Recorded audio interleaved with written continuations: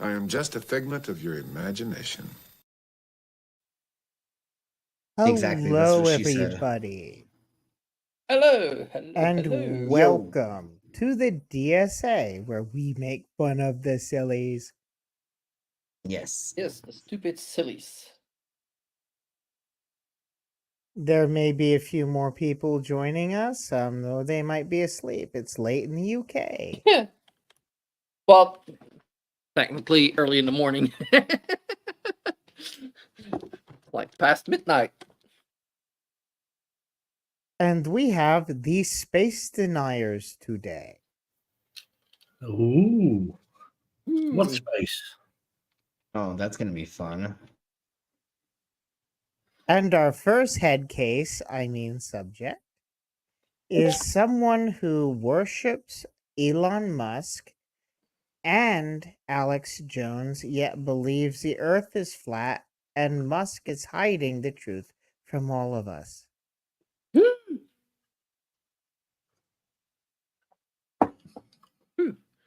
Somebody popping in. Elon Musk doesn't lie. Info warrior soldier, and I'm here for the next battle. First of all, I'm proud of Alex Jones and Elon Musk and what they have done to try to awaken Americans. I don't want to take away from that. You are proud of the batshit crazy conspiracy theories that are being peddled by those lunatics. Well, Yes. and just look at exactly what he's wearing. He's one of those lunatics.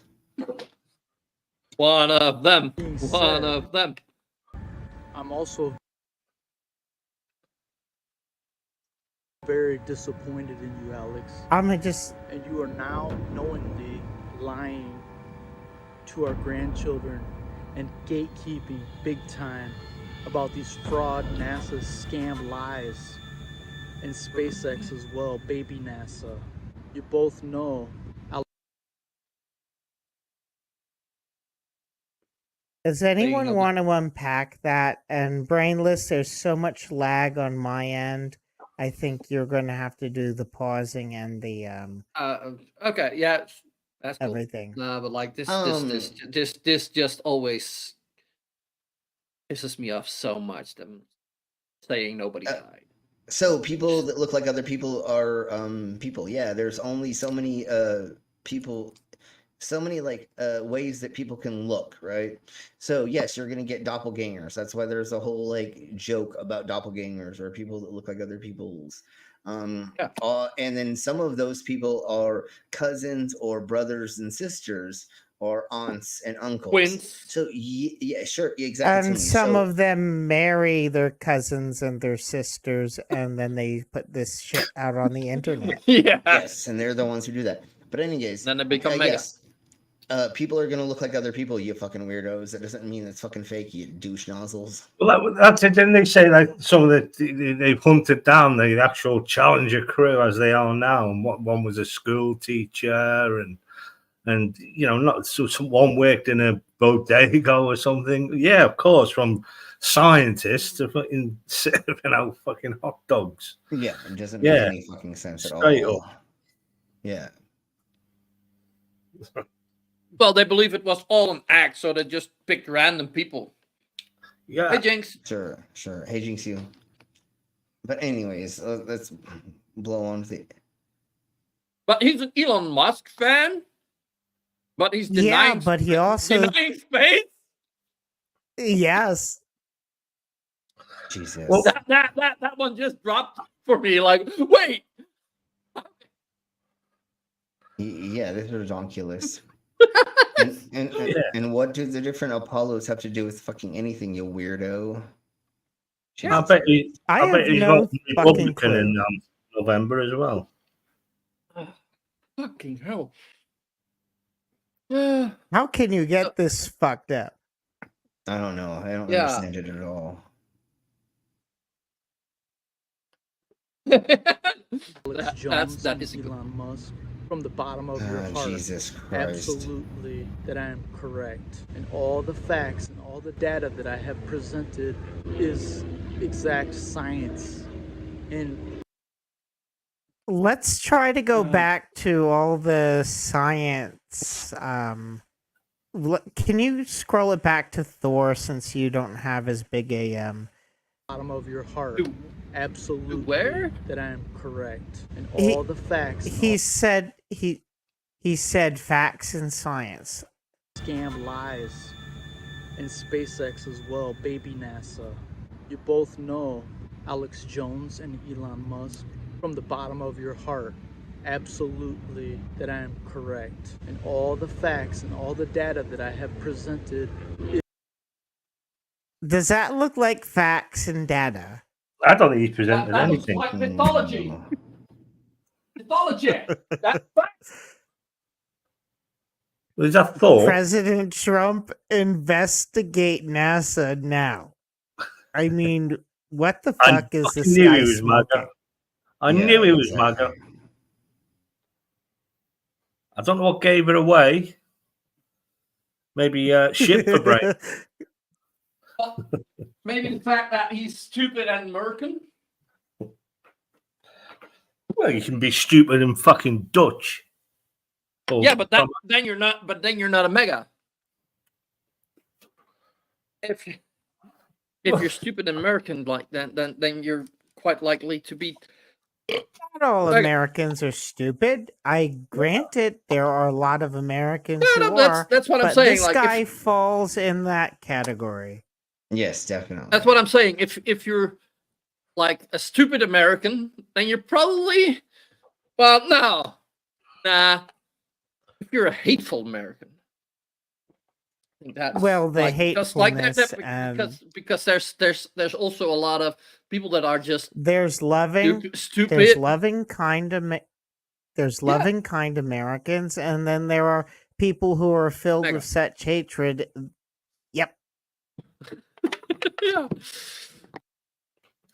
Okay, okay. Exact science, and your data is crap, poop science, and you're lying to our grandkids' future, Alex, and you know it, and you're gatekeeping for NASA, and I'm Yes, disappointed in gatekeeping. you. Well, He's- he's right. Alex does know that he's lying, just not about the shape of the earth. Yeah, he's not gatekeeping for that stuff. He is lying for the monies and to sell his penis pills and the other supplements that he sells. Well, Musk has had a couple of launches, hasn't he, for that satellite network Space. he's putting up there. Even in the last week, he's had a couple of launches, put out another 50 odd satellites, which you can physically see across the night sky at certain places in the world every night. Yeah. Just don't buy his cyber truck or whatever, because you'll cut yourself on it. And if you take it through the car wash without putting the car wash button, then your warranty's invalid, and a handful of other things that are happening. They're all breaking down anyway. Fun fact. That thing will never be driving in Europe. Never. Because it will never How could it become roadworthy over here. Exactly? It's redonkulous. And like, but anyways, let's crack I on. do think I like it. It looks pretty cool, but like it's not practical. It's I don't know. Yeah. When you It see looks one like in it was real life, fucking made in Minecraft. costs What are you on about? $30,000. It costs $30,000 more than they said it would. yeah. It's a piece of shit for the price you got to pay for it. Yeah. So And everything it's- is breaking. and it's- when it's it a came good idea. into production, Hmm? say again. No, it's a good idea When it badly got in- executed. Your leg. Well, yes. and when Musk opened it up, he basically said, "Oh shit, this is gonna kill Tesla." Yeah. Just They, wait 13 years, and they will fill all the orders for the Cybertruck. You'll get your 2024 Cybertruck in 13 years if you're at the end of the list. Yeah. Hey, Well, hey, this is it. They said he pushed it out too quick to start with. They're breaking down left, right, and centre, and the garages or the dealerships where they're buying them from haven't got the equipment to lift it off the floor. They haven't got the ramps that can lift it. It's too heavy. Yeah, no, It's everything fucking is wrong insane. about it for sure. All right, let's go on. Yeah, let's do. And you're gonna have to, Brainless. I got too much lag. Yeah, I'll play. Because you know goddamn well I'm correct. And you know you're not. goddamn well Trump needs to investigate NASA now. And he needs to expose their fraudulent lies, all 10,000 of them. So, 10,000 lies. to a Wow. debate and Wow, some that's awfully statements specific. to make. Yeah, it's a nice brown figure. That indeed is. That is. Hey, Mama. Well, it's Hey, a Moms. nice round figure, so round Yeah. and so curvy that it easily is pulled out of the ass without too many corners interfering. Yeah, that's true. And Mom, I understand that you've got a headache from all the sirens. Yeah. Yeah, the sovereign citizens and all those jerk offs, the chilies of the world, the auditors. Yeah, they're so stupid Nathan Thompson wouldn't hang out with them. Cheapest, yes. Ooh, now that's a burn. Yeah, that's a good one. Yeah. Let's see what else this dumbass has to say. That you're a gatekeeper. My brother, you are unwittingly or willfully lying to your audience. I understand you're trying to help with all these wonderful plans. You were both trying to help with all these wonderful plans for humanity, to travel other galaxies and brilliant ideas to unite mankind. And I'm your true brother in this fight. No one has promoted or fought harder than I to defend Alex Jones. What the back? Now you're lying to the Hey, people, Beck. and you're allowing Elon Musk, baby NASA, to lie to people and steal trillions of our tax Baby dollars NASA. in the future on more lies and scams. Oh, by these fuck. Ninth Circle Satanists, Stealing trillions of Freemason. tax dollars. What is NASA's annual budget? Because NASA's budget today is shit compared to what it was in the 70s, the 60s. Yeah, and if we're 70s. talking about the military complex, that's nil comparatively to what we spend every single day to get the military up and running and doing all the things they do, 22.6 billion. which is a drop in the hat Annual comparatively budget. to the military industrial complex. Anyways, Budget for 2020. That was. Yeah, the military, I think, is in the over $1 trillion. yeah, they burn like $1 million, $1 million gallons of gas a day, just running regular things, not even doing anything extra. In 2020, United States spending 2020 was $877 billion. Yeah. Fuck, you spend That's that a much. fuck ton of money. Yeah, exactly. That is a fuck ton, and like so many times more. exactly.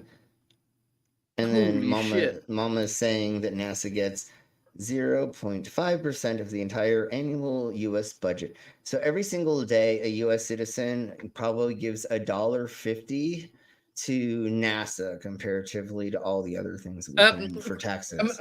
So literally, Miss Mom, no. I've got to correct you. It's 0.48%, less than 5%. yeah, Less than Anyways, but 0.5%. Same difference. So let's go on with this. And we idiot. owe so much of the fun stuff that we take for granted to NASA. Everything yeah. from prescription drug development to manufacturing technologies. So NASA returns. Let's go. We wouldn't And GPS and Velcro and things to learn. strap-ons, and never mind. Let's keep going. Can you imagine how thin they have to spread that budget across everything that they do? Yeah, like exactly. communication, Yeah. all the stuff they've got in space, upkeep and all that nonsense, and Executive. all that astronomy they do. Above that. I'm betting it's not a good paid job in NASA. But it would be cool to say I work for NASA. I have to admit. That is. Oh, they do pay good, and they expect you to work. Yeah. And like, yeah. but I think like for people that are not brainwashed megas, that it's bragging rights working for NASA. Like even if you're just wiping the floors there, you know, Yeah, like absolutely. like for anybody that has a brain, and even some that don't, like me, that's bragging rights. If you work there, like that's just one of the coolest places in the world to work. Sure. 3 months before the plague hit, at the model shop working for Saab in the cryo tunnel, supersonic cryo tunnel, making models, and then the plague hit. Yeah. Let's see what else this dumbass has to say. Of course. Baby eaters, Moloch and Baal worshippers. And you know it's true. Citation Baby needed. eaters Fraudulent and lies, scams, Moloch charlatans, and history Baal of mankind. worshippers. Yeah. Jesus Christ, this guy is far down the rabbit hole. Wasn't there Morlocks? Weren't they the bad people in the H.G. Wells film Time Machine, or the book Time Machine? They were the Morlocks, weren't they? Actually, Moloch was before the Jesus. Moloch was like 500 BC or BCE, and like I think Moloch finally became a bump in the history books. Actually, only shortly after Christianity and Constantine did what they did. Okay. Hey, But that was hey, like Mr. B. Moloch Hey, and B. Moloch worship. Oh wow. That was a Freudian slip. Yes. All right, let's crack on, because this guy is just a fucking idiot. Next to H.W. Bush himself. Stop it, Alex, the gatekeeper. You know I'm 1000% correct, and I want these questions answered. I posted on my garage. I bet. 20 years ago, Alex Jones for president, and 10,000 Look at this douche nozzle. Look at what that douche looks like. Alex Jones. No one has fought harder for Alex Jones or InfoWars than me, so please spare me. You wasted so much of your fucking energy, dude. But now you fucking hate him for some reason? No, hey, at least he's hating him. Like, the reason why he's hating him is stupid, but at least there's progress. Sure. All right, well, let's hold on, because... But still, they did make the fucking Fox gay. Look all you low IQ nubs trying to silence and block me. I'm InfoWarrior Soldier, and you're a nub, and you're a grifter. So, my brother, this is your chance to unveil another one of the UNCCP Pentagon's deep state contractor mass money laundering lies. And we have all this new data. All the scientists are saying, yes, the world does not move. Alex, you can prove on video and boat and fly around the entire coast of the South Arctics and measure it in front of humanity and prove in front of the world, but you will prove the opposite, my friend. So you can prove and go investigate all the NASA's old space stations and old 80s, 90s equipment in NASA museums and prove to the world we have gone to outer space, but you will prove the opposite because you are wrong and being pig-headed like Trump was. What the fuck is he talking vaccines. about? I am so freaking lost. I don't even know anymore. Oh, I'm so lost. I don't know anymore, honestly. The deep state, the UNCP, and then all of none of these things actually add up as what he's showing. Yeah. And also, I will admit the UN sucks, but that's because they gave Russia a seat on the Security Council. But also, like, yeah, the deep state does hide a bit, but like, not space. Space exists, right? Prove it. Well, and who is Well, anyways, who was it? Jinx, you said earlier, like look between the flat Earth's ears. There's a lot of space there. exactly. Smooth brain. The thing that you have to look at when you look into conspiracy theories is why is somebody going to propagate this? What is the purpose of them hiding whatever or them propagating this? There is nothing that helps the Earth by propagating that other than Russia or somebody doing it to the Americans to fuck with us so that we get people further and further down rabbit hole so they distrust the government. So that may be the reason why. The best debunk of any conspiracy theory is asking why. Yeah, that's one thing I don't get is, what benefit would NASA get from saying the Earth is round if it's actually flat, or vice versa? I don't understand where they're coming from and what they're doing. The only thing that some of these it's because the Bible says Earth be flat, and somehow I've actually seen I've seen Daniel Pratt talk about how if we had a flat Earth, that would bring world peace. How the fuck does that happen? I don't know. He doesn't. So he ain't religious. He ain't Christian. He's totally. Christ did not come to bring peace on Earth. Well, didn't Admiral Byrd also say there's more planets or more flat Earths beyond the ice wall? Yeah, well, and that's the thing. Yeah, that's the thing is that I was going to get at. Thank you. Is yes, if there are extra continents and resources past that, the governments are hiding that so that they can use those resources, which doesn't make any sense because they'd be using. Yeah, but who are they hiding it from? Yeah, exactly. Hiding it from the other governments that are in on the conspiracy. And then who are you getting to go out there and work that? The weird alien creatures for some reason that are doing it that you could just have on our plane, and why are they in there's so much that doesn't, there's not enough connectivity. Look at all the bloodshed over oil. Look at all the bloodshed over natural resources and land.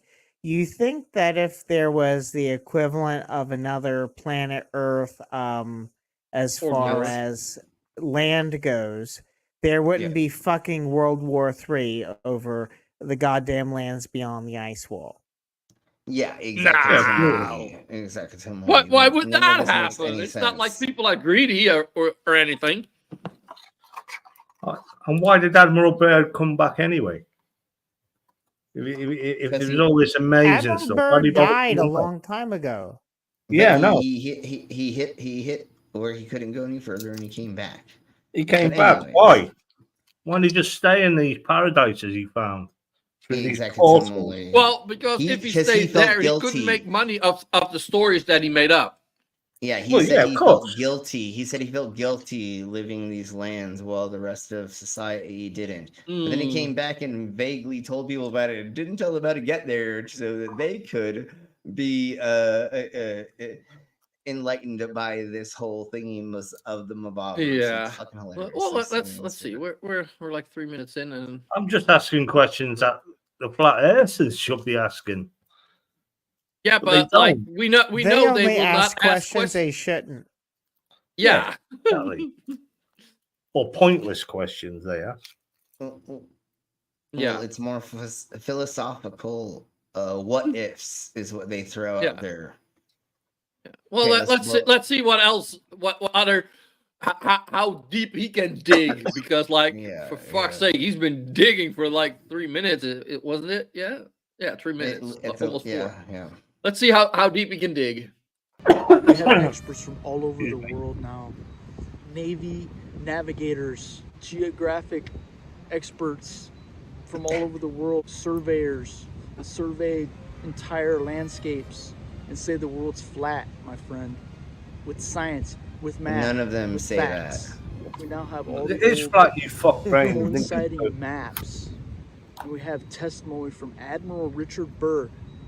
There's whole one person. That's one person on the outside. And that's not him. That's a fake diary. Yeah. Oh, really? a vast. Yeah, and that the a thing fake is, diary? one person, if you're saying every scientist, blah blah blah, yakety schmackety, and yes, he did fucking talk about Neil deGrasse Tyson and the science guy and blah blah blah. But you're only talking about a handful of people. If you really had any evidence, you would be telling us exactly who it was, what they said, and then multiple people that backed up their evidence. That's how fucking the peer reviewing Look, goes. You're giving us shite. Go ahead. look at the Trump administration and how full of leaks that thing was. Yeah. And I mean, look at how the US military has owned the Russian intelligence. You mean to tell me that, there's a formula that lets you know how long a secret can get out, combination of how many people you know about, who know about it, time, and things which are important get kept secret when people's moral compasses are not compromised.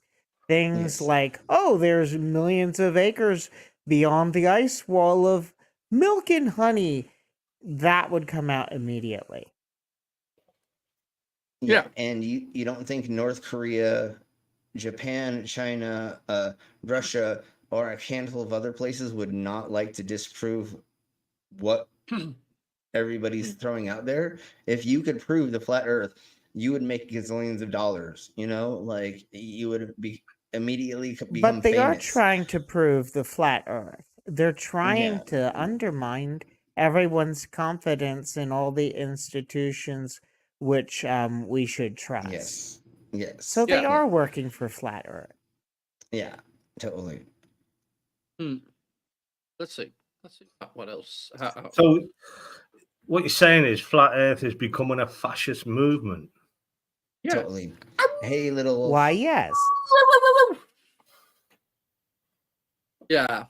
Well, hasn't it always been like Rather than just a group of fucking idiots. They've always been. Fascists tend to be fucking idiots. It's just that a few of them get together, they bullshit for a while, and then they self-destruct. They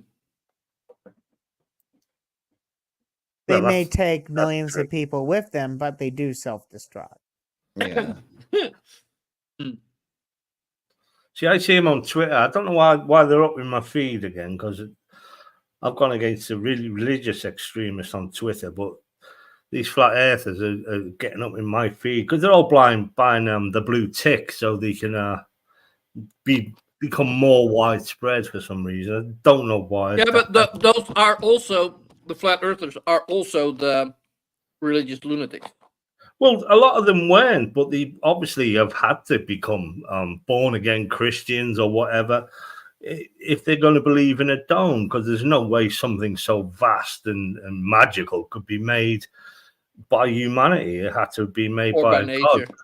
They have to believe in a God again.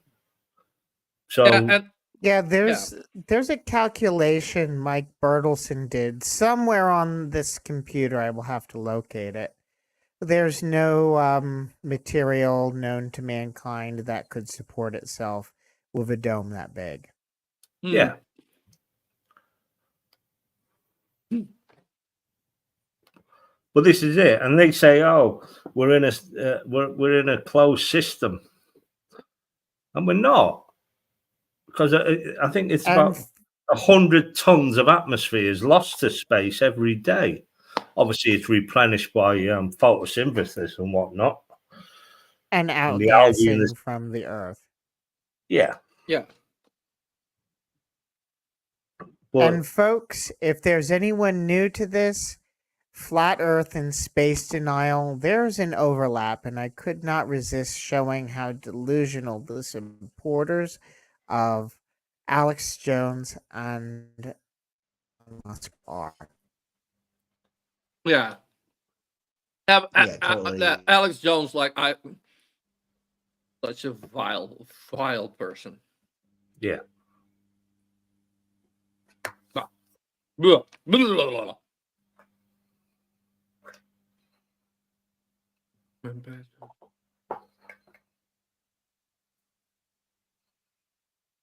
Let's get going because we gotta entertain these folks. Yeah. Unexplored lands. And if there is whole other continents of animals, then probably alien-like humanoids that are alien-like vast unexplored species. Why are they not and sharing animals it? we have never witnessed. What? Why are they not sharing? Alien-like going, just keep going. humanoids.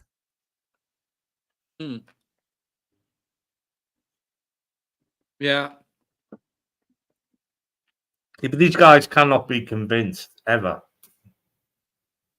I've always said you can fly them into space in a glass spaceship, and they still won't believe you. Yeah. But They they'll are believe this shit. well, they're committed. I think they should be committed, but they are. They're committed to this cause.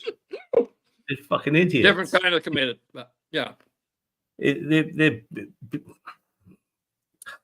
I don't know. I think there must be a part in the brain where there must be a logic node and a reason node, and they're probably quite close to each other in the brain. And I think where you get your flat earthers and conspiracy theorists and whatnot, and your Marjorie Taylor Greens, I think that part has exploded. There's been a small explosion there and damaged them two nodes. They just don't work anymore.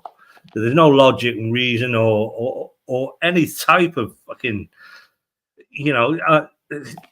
I see with my eyes, but you stand on any peninsula overlooking any ocean and use peripheral vision, you can see curvature. But they don't.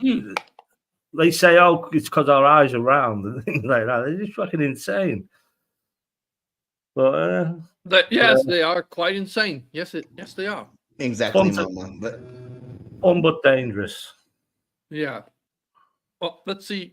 Let's get cracking. There's more other bullshit dumb to shit. behold. Yeah, let's there's a go. lot of bullshit. Also explains aliens and UFOs, because there are probably whole civilizations out there. they probably. All kinds of technology that we don't have, and these ancient extinct animals that are still alive. Alex, you said yourself you have Why family would there in be NASA, the same ancient and they all swear up and animals that down we we have had? space stations on the other side of the moon. We have witnesses for 1,000 years. You can see stars through the moon. I want all the science I claim. Oh, fuck. In my videos, Did actually you looked just at. see another one of those symbols of Islam where the Yeah. star wasn't even inside the moon? Yeah, and just because it's in the moon doesn't mean a fucking thing, you dumb cunt. It's a fucking symbol for a thing. And the star being there means have a thing, witnesses right? for Like it's 1,000 years. it's actual the symbology. There's a symbology Yeah, reason why this they represents have the them in star. there, right? It's the star and the moon Yeah, and stars it's, like that. Well, it's the one star of the blah of the thing, but it's there and it means Yeah, but something. Like it's symbology for. But a it reason. doesn't mean you can see stars through the moon. Yeah, Like how no, the fuck exactly. would you That's be able to see that through the moon? Yeah, that's not exact. Yeah, that's not what Fucking it means. dumbass. Literally, a symbology meaning a thing for a thing. Because you know And- what, people can make up things that do not actually like prove things, or like not every time somebody draws something does it have to be reality. It literally can be a representation of something else. You fucking dumb cunts. But like, Or you could you have know, had like an asteroid hit the moon and someone looked at it and associated it with a goddamn Gaudi event, and there you go. It became the symbol of a religion, and Sure, that's yeah, all yeah, she wrote. Totally. Well, So say the moon was crescent and a meteor fucking hit it or something. Well, 2,000 years ago. The Yeah, crescent totally. moon represents Islam, but I thought the star represented Islamic royalty, going back through Persia and things like that. I thought they both meant something that meant a thing, and that's why they put them together, not because there's a fucking star in the moon. But anyways, I don't know. Speculate on what the things mean if we don't know. Yeah, exactly. But they always pick HGI above CGI, right? Like if Sure. somebody draws it, it's true. If a computer creates it, it's not true. Yeah, that's why if somebody Right? draws Muhammad, you got to kill him because that. But the flat earthers, like Like I know. all those maps that they showed, like where were they? Like they were showing maps. Some idiot, like here. any of those. They were showing orcs and Yeah, this God like damn it. We're supposed to believe that. Didn't Allah also explode the moon or be bust it in two or something, didn't he? Something I like don't know. that. There was some weird thing. And he put it back together. With Gorilla Glue. With some super glue. Well, let's crack on. Let's keep like, fraud company. I'm trying to stay awake as long as possible. Y'all swear up and down we have space stations on the other side of the moon. Complete horse manure, poppycock.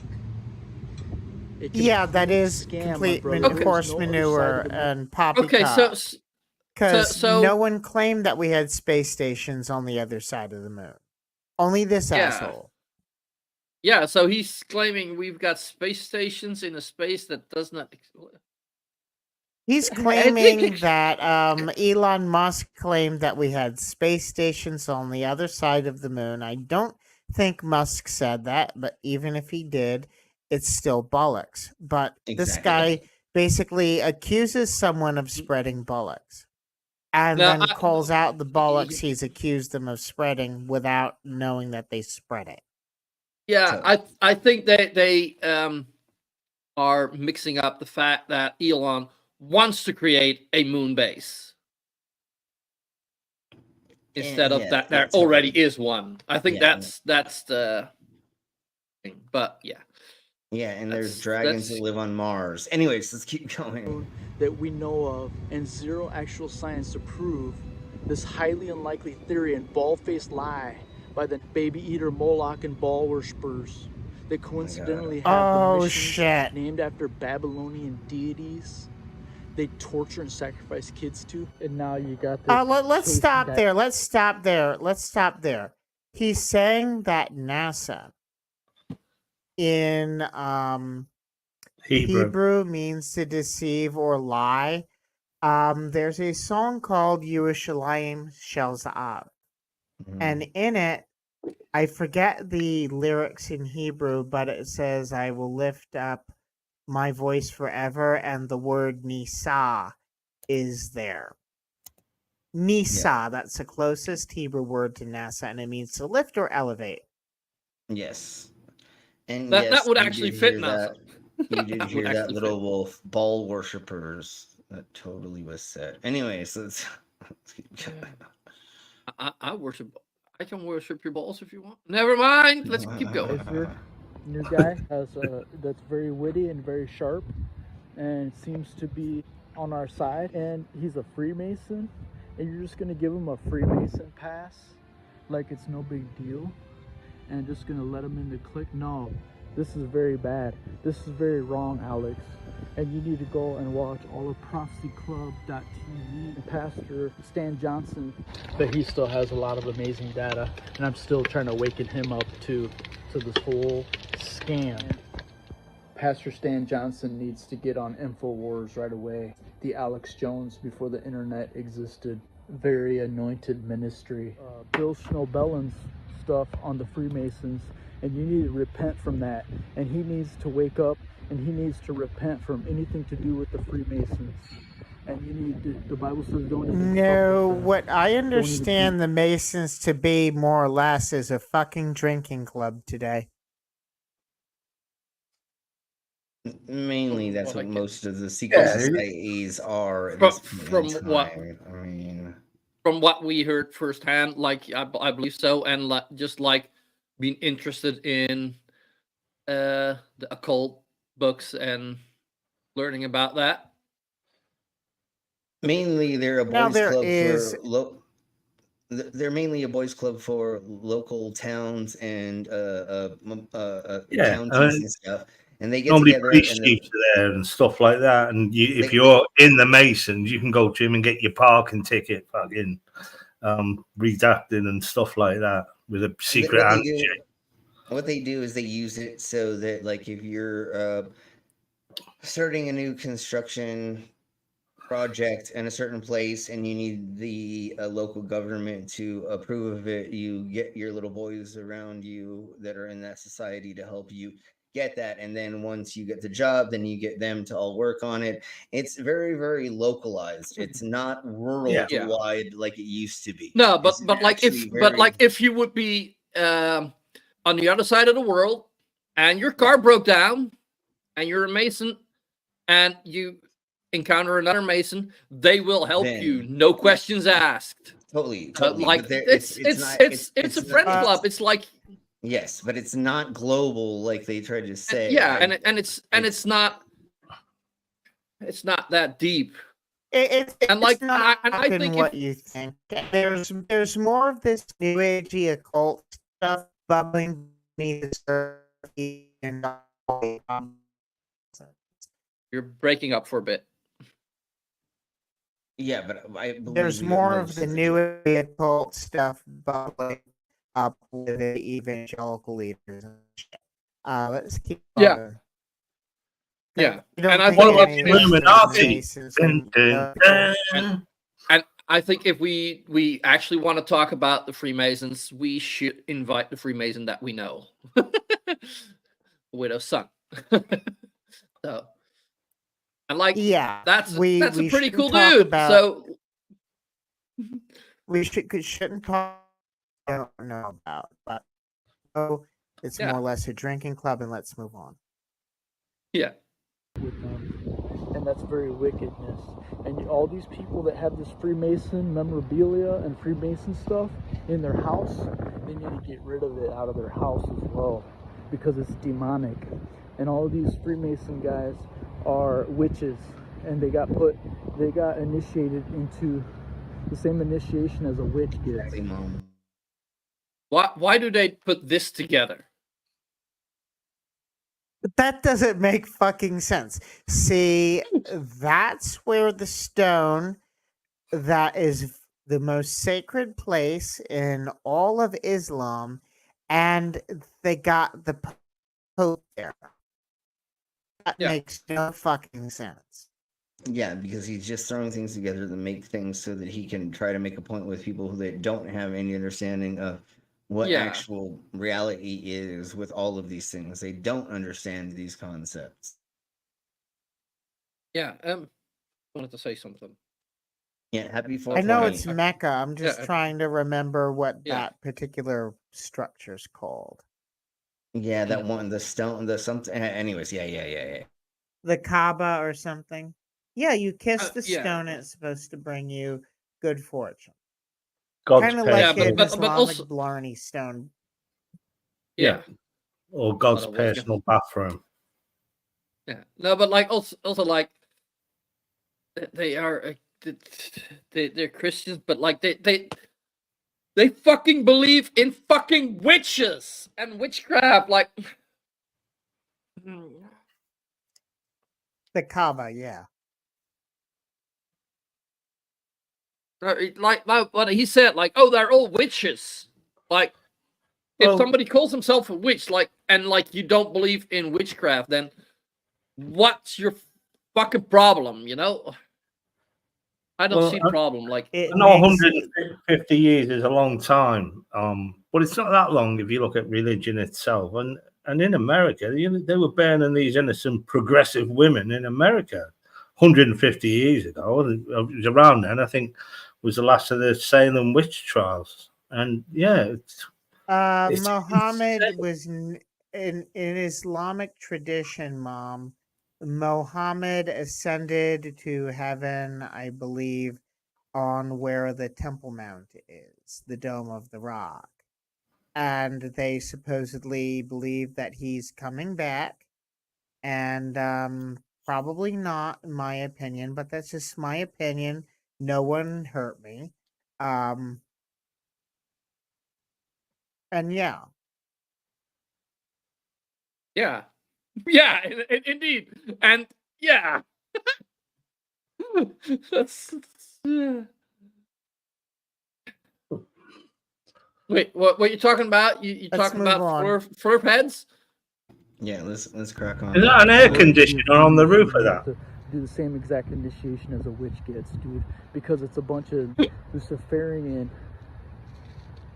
stuff going on in it and witchcraft, and these guys literally kidnap and sacrifice little kids, and you're letting those demons into your life. Oh, shit. Where That is the where does it oldest get? blood libel. That's blood libel, where people just accuse you of doing things to kids, and then they gin up a mob to murder you. They have no evidence. They just make shit up.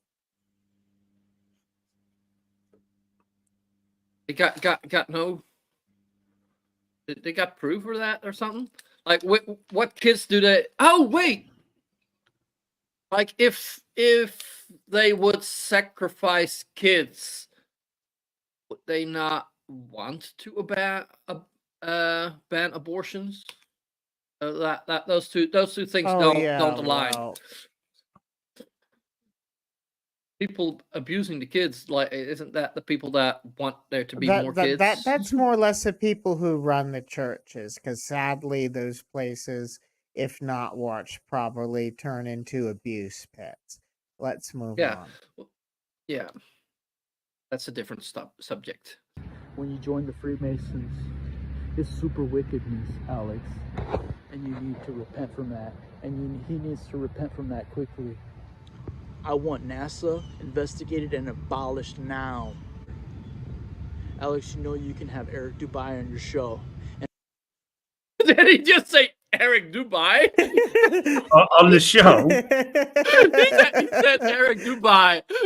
And he needs to repent from that quickly. I wouldn't put it past him to NASA bring Eric Dubai investigated on and his abolished show. now. Alex, you know you can have Eric Dubai on your show. And He said Dubai instead of Dubai.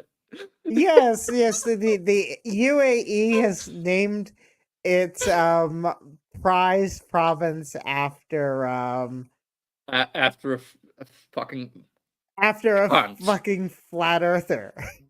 Yeah, he is a cunt. An too. evil fucking cunt. Yeah, no, but He's a it's- Holocaust denying evil fucking cunt who believes in also- all but the also- new agey. In fact, this guy, Eric Dubay, believes in all the occult nonsense that these conspiracy theorists accuse the Masons of. But also like this fucker thinks he's so much better than the rest of the fucking world.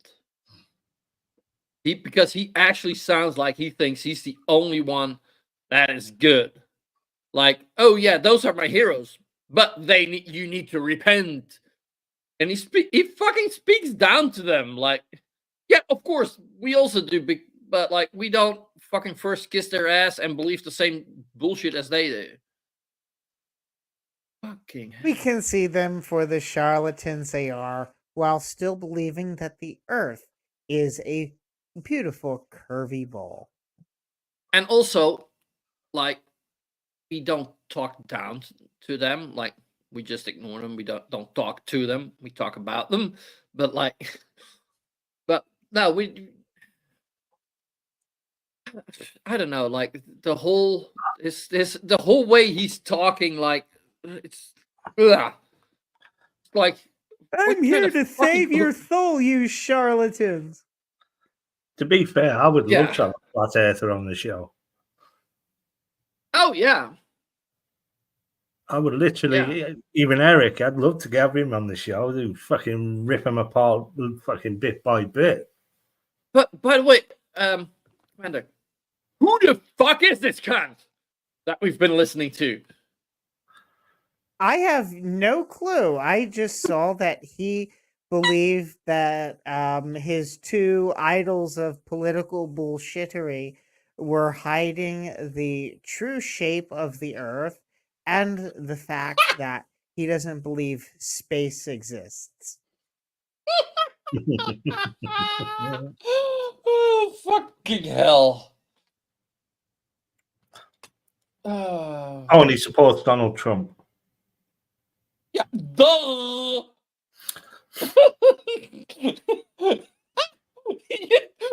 no. You did not need to mention that for all of us to know that. He was literally in court, just falling asleep and just letting them fly everywhere. And a Trump, Really? PJ, as far as flat earthers goes, is nowhere near as bad as they get. Nah. PJ, Discord, and we did make fun of you, but it was all in good jest. And by the way, those chakras on your avatars, they're connected to the occult. wow. Yeah, no, there's some flat earthers that I think are not bad people. Mallory's is not as toxic as the. In fact, I don't. Mallory's been around Slim streams, if I'm not mistaken, or what streams was she around? They were pretty cool. No, and I gotta say, and Mallory, my CGI abilities are far better. So if you would like, I can animate your character visiting the ice wall. And getting stopped by the commander. Shot by a penguin. You cannot go further. No. Okay, folks. No, but rest in peace. But I think we best Noodle, get going. I get it. Yeah, and I'm gonna have to bow out. I'm exhausted from doing my show today and everything, and I smoked a crap ton of weed for 420. So thank you very much for letting me be here. I'll be in the background, and thank you for coming. Down. Yes, of course. We'll see y'all. Thank you for coming. You are great. Yep. Yeah. Later, dude. Nice, Slim. He's nice. So that count's gone. Let's keep going. Have a real debate and absolutely will lose the debate 1000% chance. No. Because Eric Dubai broke the internet. So fucking hilarious that he calls him Eric Dubai. All hail Eric Dubai. And also let me think. What thing has 1,100ths? 1,000%? Well, there's no such thing. 1,100th? Yeah, a percent is 100. I don't think so. Yes, because a percent is. I have no clue what this 100. flat earther and space denier is talking. Well, he said 1,100. He said that. He said 1,000% that you'll lose. Eric would win the debate 1,000%, and he broke the internet. Yeah, but 1,000% of what? There's no. Yeah, that's the thing, obviously. I have no clue. Well, Let's depends move on what you're talking about, but yeah.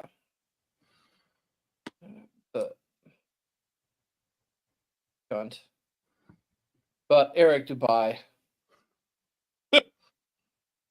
Eric Dubai started the whole flat earth movement and broke the Google algorithm. And I challenge you to put Eric Dubai on your show and get 1 billion views and have a real debate about this whole thing and have him on your show and really listen to the guy and listen to the real science. And you have been tricked big time. Oh, that gun. And you do not know it all. And it's time to humble yourself and admit that you do not know it all. But I think they know more than you. Because you don't know fucking shit. You don't even know what Eric's last name is. I can't believe it, but if this asshole had a debate with Alex Jones would probably whip that asshole's ass with the truth, because I don't think Alex Jones officially is a flat earther. No. I don't think so. I wouldn't Like, put it past he- him. No. I don't think he is. And like, I think Alex seems like the kind of person that would be into conspiracies that would give him clout, and not that would take clout away from him. And I mean, Alex Jones is a cunt. He's the cunt of cunts. And Alexander Stolyov's a bitch. No one should listen to him. But he's not a flat earther. No, and I think a lot of the conspiracies that he puts out there, like, I don't think he believes them. I think he uses them. Well, say Little Wolf got it right. Alex is whatever the sponsor says he is. Yeah, he just, as I said, like, he's just into any conspiracy that gives him clout. Exactly. Like, like flat Earth is something that most people just think is fucking stupid. If he'd say the Earth is flat, there would be so many people just laughing their balls off and go and ignore him. Well, But, like, that's it. That's what I said last week. You know, if Trump said fucking the world was flat, then America would either or explode, I reckon. Oh, but no, the megas will just eat that Trump up. has If come Trump says it, very close to saying the Earth is flat. He's come very close. I wish I had the clip. I don't think he needs to, though, because I think all flat earthers obviously support him anyway because they're fucking dumb enough. And I think that that's his caucus is pig shit thick people. That's yeah. Donald's caucus, and so he can fart all over them, which he's doing now in court, apparently, upsetting his own lawyers. Yeah. While looking at his picture book, He literally. that's The thing that's coming out, and people saying he's just sitting there farting away, and he stinks. And he's not. Yeah, and like we should do a stream about how ridiculous he is. Oh, he's just a big fucking baby. Yeah, When he came to London when he was president, I think we were the first to have them big giant baby balloons of him in a diaper. It's on the internet somewhere, and that's all he is. He's just fucking wow. The world picking on me. Wow, he's just he's ridiculous. He really is. Not as ridiculous as Steven Seagal. I have to say that. But he's ridiculous. Okay, Steven Seagal says that he is the first civilian to successfully disarm a nuclear device that was set to go. How much more ridiculous can you fucking get? Well, Donald Trump took over that, and then I watched one of them straight to VHS ones of his, and he was chasing down a bad guy running in the street, and I just thought, yeah, you're number one, mate. Look at the way you run. It's just he's quality ridiculous. Yeah, there we go. He waddles.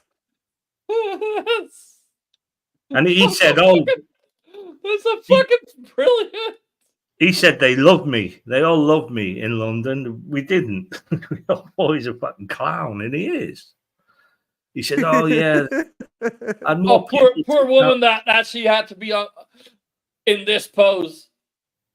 Oh wait, the balloon even is holding a phone between. Oh fuck! That is fucking brilliant. Like here, you can also see it here. Yeah, that was London for you. Yeah, we love you, Donald Trump. You fucking idiot. Yeah, that's why we make balloons of you. Like. And even a cartoon of the balloon. The biggest crowd in London. They all love me. No, we fucking hate you, mate. It's like nobody likes you in the world. You're a fucking idiot. Putin likes you because is that a printable? Because you're compromisable. Yeah. You offer him money, and he'll do anything for you. That's all it is with him. It's money and power. Oh, sorry. That's just a little. He would sell all his kids for money and power. He doesn't give a fuck about no one. Yeah. But yeah, he is a big. He is a big He baby. did pander to the flat earthers. Yeah. Let's see what else the dumbass. Just like Trump does not know it all. Now Eric Dubai is into some of this new age stuff that I'm not into. Wait, either. did he The say real something science? bad about Trump? And you have been tricked, big time. And you do not know it all, and it's time. Oh, so I yourself was and right. admit This that you do Eric not know it Dubé all. stuff was. Just like This Trump guy's does not into know the it new all. age Now, shit. Eric This guy Dubai doesn't is into like. some of this new age stuff yourself and admit that you do not know it all, just like Trump does not know it all. Now Eric Dubai is into some of this new age stuff that I'm not into either, so I'm not saying he's 1000% correct about everything, and he needs the Lord Jesus in his life as well. The world is flat. The world does not move, my brother. Okay. And science tells us that now. 2020. Okay, What? can you hear me? Yeah. Yeah. So he's in. Eric Dubé is into that new age stuff, and that new age stuff came from Yelena Blavatsky, and she was a batshit crazy bent who thought the Aryans were going to become the Ubermenches and become ascended masters and take the pain to the entire world, and that's why Eric Dubé is into that new age and shit. There's a connection to the Nazis in the new age, believe it or not. And so this guy here, he's basically saying, listen to Eric Dubé. Eric Dubé is into the same shit I accused the Masons of. But, well, let's just Dubé move on. I think I lost a Dubé few is wonderful, viewers. but Dubé is wonderful, but still doesn't know everything. Yeah. But apparently, He's this a dumb cunt. fucking cunt knows everything. Oh, but he's a god to these numbnuts, isn't he? He's a god to them. No fucking clue who this dumb cunt is, but like apparently he knows everything. 23 science tells us this. You, Alex, are the unwittingly culprit helping the same UN, deep state, H.W. Bush, dinosaur, CIA baby eaters who have more trillions in funding to continue all their diabolical eugenics. Let's dissect that for a second, shall we? Go ahead, Commander. The stage is all Deep yours. state, UN, baby eating, dinosaur, George H.W. Bush, blah, blah, blah, blah, blah, blah. Basically, these people are at war with what's known as the Old World Order, the post-World War II order. These people are ridiculous. I hope I didn't lose us more.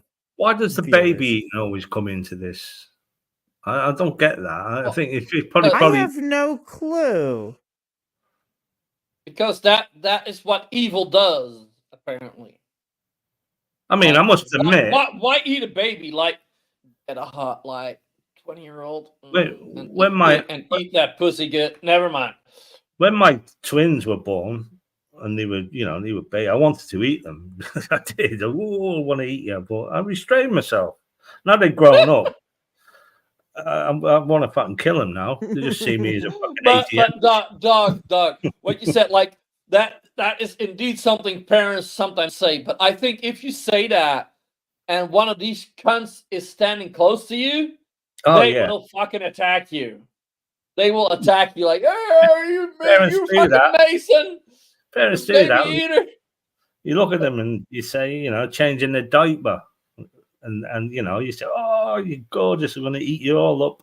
And you blow raspberries on their belly and stuff. Same what happens to Donald Trump now, and he's having his diaper changed.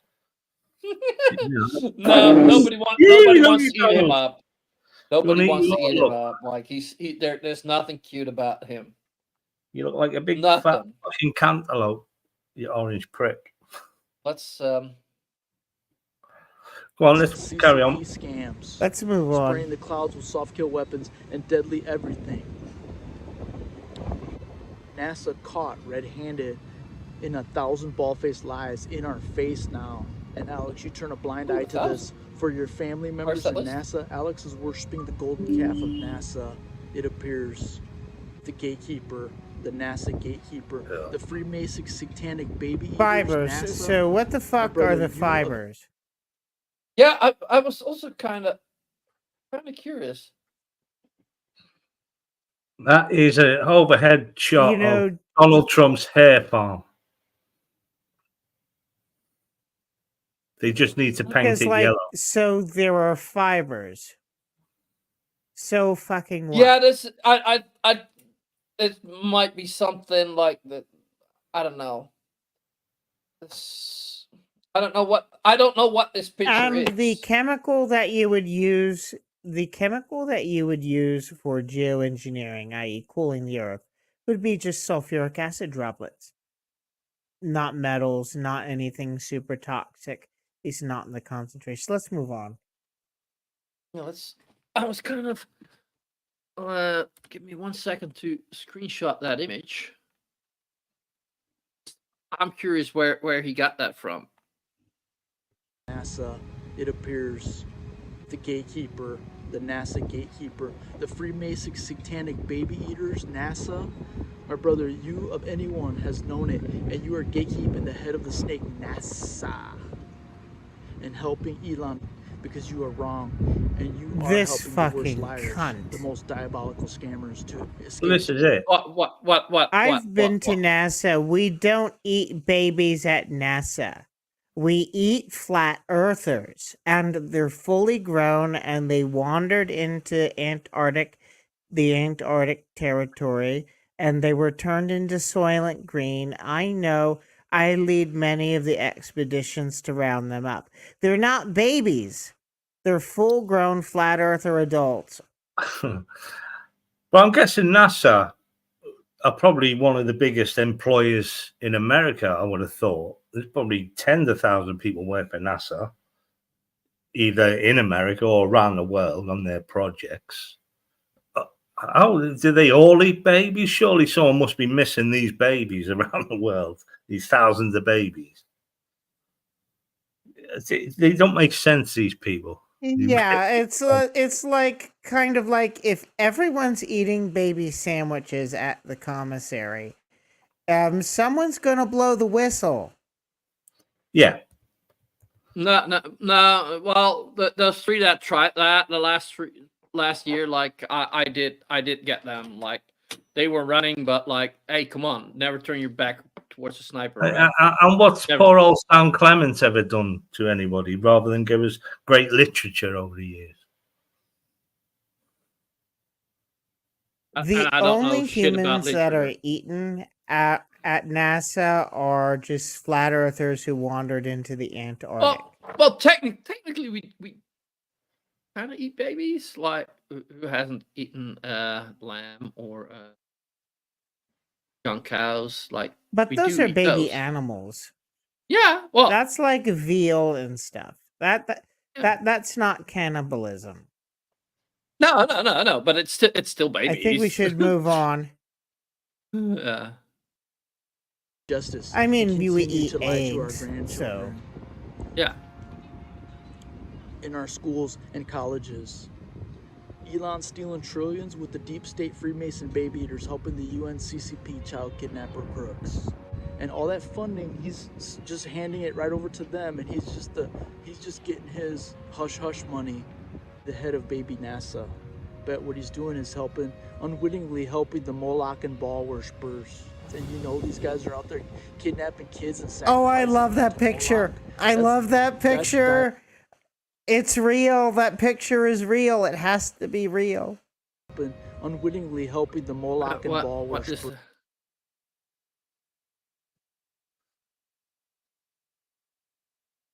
Okay, and what is that logo that he has on his chest? That's a goat head. Oh yeah. Oh, that has to be real. The upside down crucifix.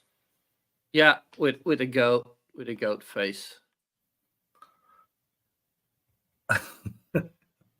You fucking guys. that is pretty awesome. Oh, these sacrificing them to Moloch. That's, Yeah. kill them. That's diabolical bad. Elon, it's time to go where the facts lead you. The Elon NASA flat earth gatekeeper, he that judges a matter before hearing it, to him it's a shame and a folly. And you did exactly what Trump did about vaccines and got a bunch of people killed. And you're doing exactly the same thing about NASA Oh, now. shut this And you're off. Shut helping this all off. the Moloch No, involved. no one has. Vaccines are good. Vaccines are Go completely vaccines! awesome, Woohoo! and you should Go vaccines! should totally get them. I think we should just quit this right now. Yeah, and I think because he's making claims that are not. He was making claims that we do not support. We support the National Institutes of Health. We support the CDC. So you guys need to listen to your doctors and not to this cunt. To your doctors. Yes. But then, all MAGA are now vaccine deniers, aren't they? A lot of them are. And didn't Trump invent the Supervax project or something to get the vaccines out as quickly as possible when he fucked up there as well? Yes. No, it's just that the vaccines didn't come out when he wanted it to. And since they were approved after the election, these cunts decided that they were going to be stupid and not believe the science. Yeah. So that is. It's like if it was approved a month earlier, these cunts would have believed it. But they're cunts, so what can you do? Sadly, not enough. There's just remember, abide by the advice of the Centers for Disease Control and consult a licensed medical professional to learn more about the greatness of the life-savingness of preventing disease. Most definitely. Let's try the other video. Yeah, yeah, and like I'll keep looking for what we got here. Jaron sent me this particular video, which we're about to watch, just before the show, and I about fell off my chair when I saw this. You know, talk about science going backwards and the fraud of science. Jaron, I don't even know how to introduce this video. Anything you want to say about it before I play it? No, somebody sent it to me on Skype and let me try. Said, did you hear this before?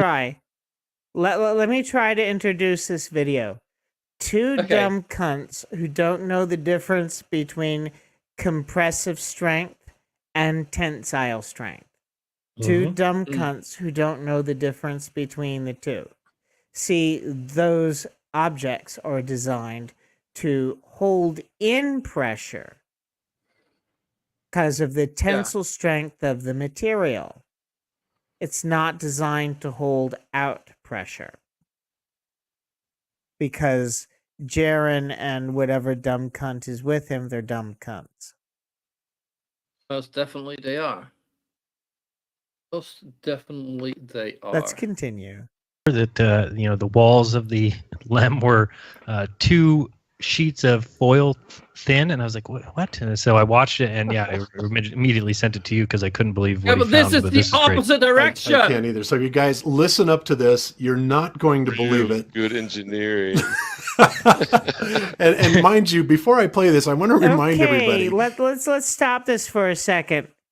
Let's do an experiment. Get a soda can out. Oh, don't do this, but pretend you did. Shake it up. Let me Google atmospheric pressure in a can of soda. That doesn't actually change the pressure that much, if I'm not mistaken, because you're not increasing the volume. I think it's something like 2 or 4 times atmosphere. Somewhere in around there, because there's a lab that NASA operates in the Florida Keys where soda doesn't fizz because the inside of the lab is at the same pressure as the soda. So it's Okay. like saturation diving, very light saturation diving. It says 4 times the atmosphere here. I could be wrong because these Okay. are just numbers popping up in the search. Okay, so 4 times the atmosphere. Now take and try to puncture the can with a pen. You can do it easy. Yeah. So what's happening here is he's Let's obviously continue. hasn't released the valve, has he, to let the air in as he's pumping Yeah, out. no, but like, but also like they say like, oh yeah, the lem like was just very thin. Yeah, but that's again the other way around. Yeah, exactly. Yeah. That we're talking about a 10 to the negative 17th torr vacuum, right? That you know, this craft is supposed to be holding out. And this is NASA people themselves talking about this. So hold on to your chair so you don't fall out of it. It's not but here we holding go. any fucking thing out. It's holding stuff in. Yeah, It's and like holding that, and stuff like, in. It's not holding things out. and I believe it was also not at 1 atmosphere inside. It was a fraction of 1 atmosphere, if I'm not mistaken. Let Like me look that up. because I believe the space station also like Atmospheric is pressure of the LEM. yes. Horrible.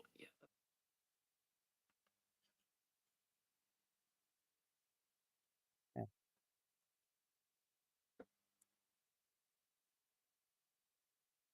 Okay. So it was 5 psi of pure oxygen.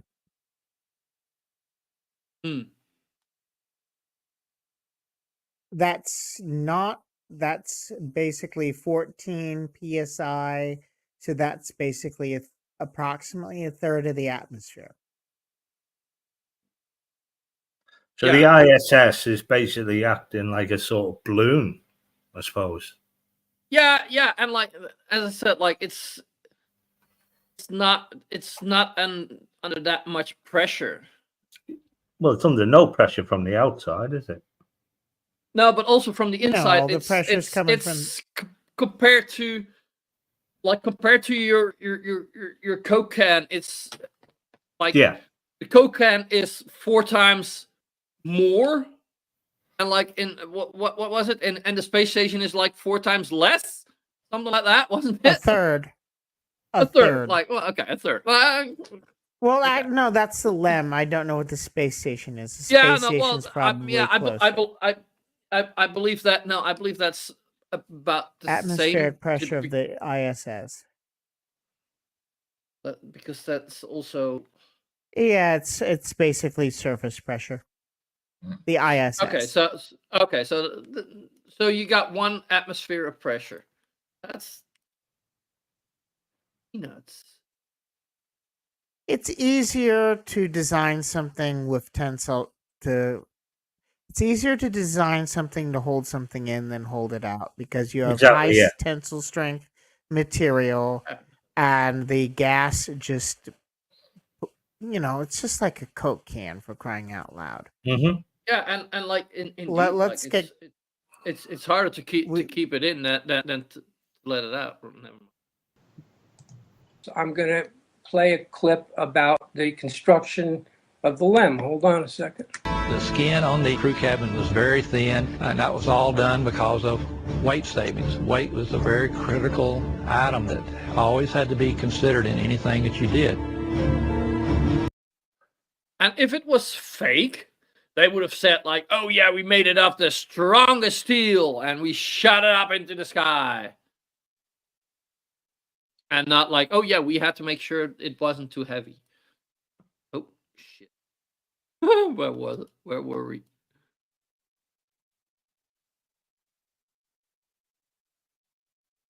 At it. You could poke right through the outer skin of the spacecraft. It was about the thickness of 2 layers of aluminum foil. But it's the kind of thing that you... He said outer skin. So that was a part that was not under pressure. Right? you were Well, reasonably you could cautious. poke through the limb easy. Yeah, no, but like he said outer skin. That does not mean the capsule itself where they were in. Because like you could not transport people in that. No matter how low the gravity, because they will break it. And it will deform. He said it's the outer layer. So there is an inner layer that is stronger. I wouldn't have thought so. I would have thought the problem with going up in space now, especially in orbit for these vehicles, because I can't remember the ratio, but I think it's per kilo of weight is something like 2 tons of fuel or something. It's ridiculous. Yeah. It's a lot. So they make these very light, but as there's no pressure outside in space, the pressure has to be on the inside. You don't. It can be made out of a piece of fabric, that's anything. They're acting basically the inside pressure is what's holding it all together. That's how I perceive it works when you've got no pressure on the outside. But yeah, the problem they have is debris from things that are just floating about there around the earth. Stones and bits of metal from either or. A dropped screwdriver, Well, space spanner. The space debris is a huge issue. That's the issue that's the issue that they put up with. But they basically know where the debris is, and they sort of navigate it around it. But there's always more and more going up there. I gather bits fall off these satellites and whatnot. They're never 100% perfect, are they? No. We're going carry on. No. Is this Jaren? Is this a Jarenism guy? Yes, Jarenism is a dumb cunt. Yeah, we know that you didn't jab any pointed objects through. Okay. Hold on, one more. The skin, the aluminum alloy skin of the crew compartment was about 12 thousandths of an inch thick. That's equivalent to about 3 layers of Reynolds wrap that you would use in the kitchen. They're trying to tell us that those guys spent 3 days in this little capsule with no climate control at all. Let's kind of summarize this. This is a lot of information. Okay. Yeah. So there you have it. Direct from NASA themselves. They had to be really careful with these. They'd poke a hole right through the couple of sheets of aluminum foil and Reynolds wrap of the limb. Let's pause this for a minute. Yeah, let's do that. Faster than your Coke can. I've been it's thicker than most of your Coke can. You're breaking up. I think it's thicker than a Coke can. It's thicker than a Coke can. Yeah. Hi there, M2. How you doing? This would be right up your alley. The thickness of the oh, it's not. I'm actually you're breaking up here.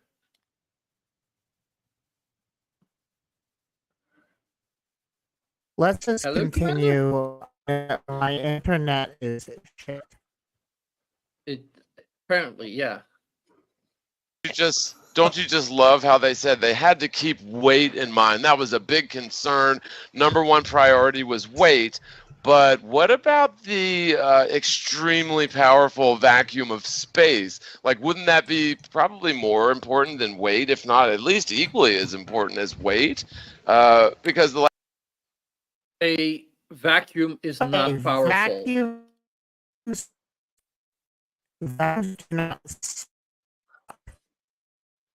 at has the force So it's just like the insides of the spaceship. Everything should try to get out. It's not whatsoever. You're very hard to understand. But I found what I was looking for, and we do have to do this real quick. Disclaimer: the views and opinions expressed in this program are those of the speakers, commentators, experts, and/or hosts. They do not explicitly or necessarily reflect nor represent the channel's policy or the views held by this channel or broadcaster. The broadcaster or its channel cannot be held accountable for all or any views expressed during this program. Bandwidth here. I think that was quite necessary, especially after that last video. I just didn't know where I put it, but I found it. Okay. Let's see what else these dumbasses come up with. Last I checked, the vacuum of space is going to have a huge pressure differential, even on the moon, compared to the interior pressure of this alleged LEM. And even on the moon, yeah, on the moon and in space, it's the fucking same thing. You fucking god.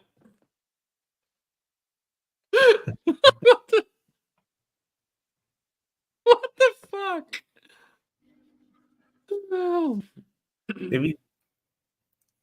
But you got to admire the ingenious technology that they had back then.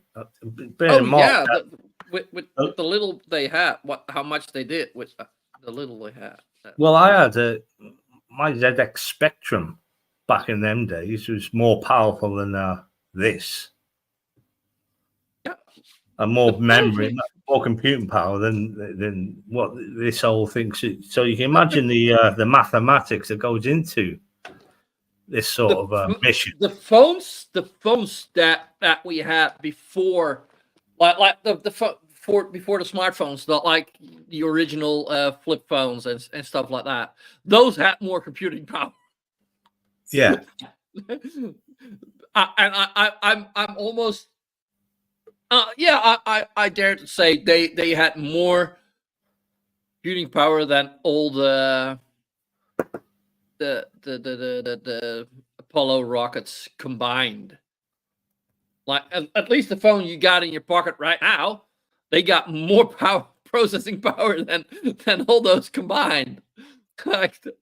Yeah, I've got high definition photographs on my phone, which one of them would be more computing power than the lunar mission.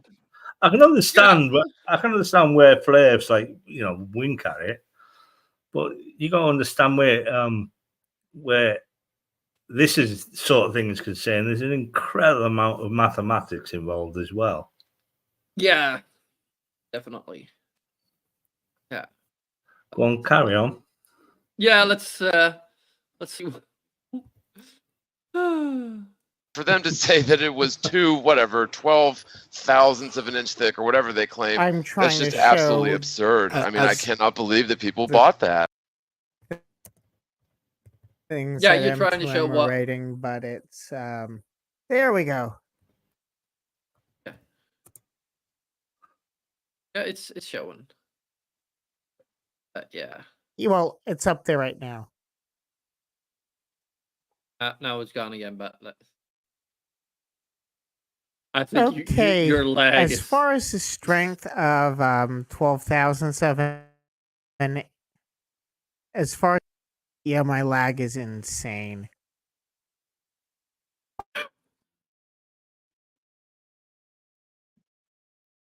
I'm busier on this stream than on Slim Stream. I'm just, M2M, he says there's 4.5 psi internal in the lunar module. And I've just looked up.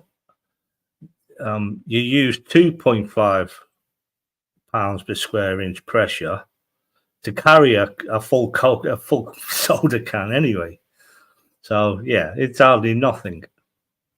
Yeah, and that is like the soda can is what the difference is with with the atmosphere, I guess. What was I don't know, but like still.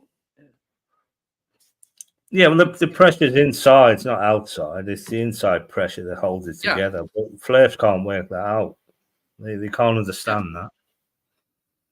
Yeah, that's. Let's continue with this dumbassery. Especially in stark contrast to the Sandusky vacuum facility, which has 8-foot thick concrete and steel walls to hold out a much lesser vacuum. Go ahead here. No, not a much lesser, a much higher. Because again, inside the LEM was a tiny amount of pressure in a very extreme vacuum, not a complete vacuum, but very extreme vacuum.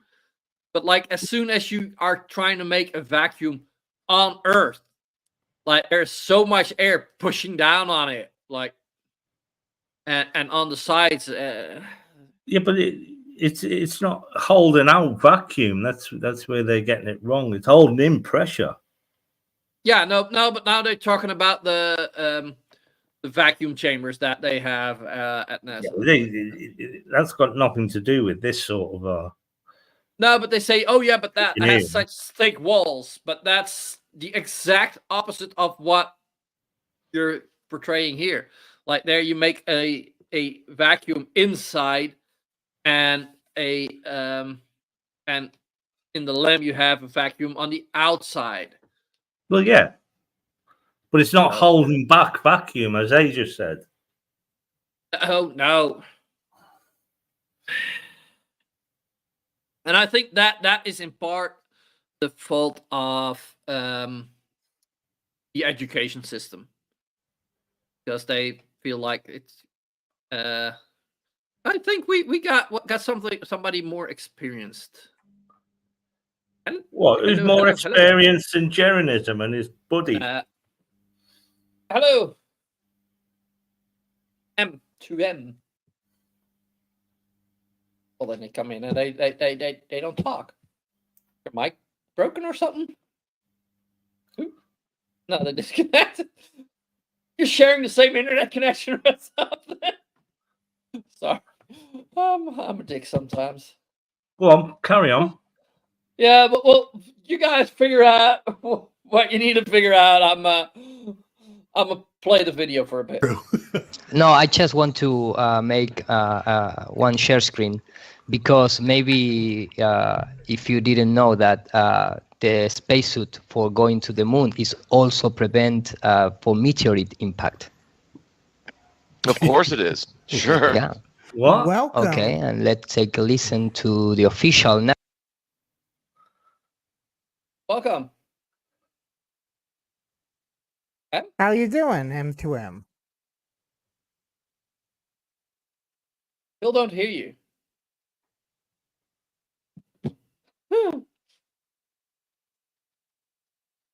Seems like you're.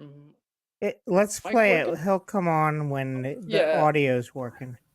How about now? Can you hear me now? Yes. Now it's working. Oh yes, great.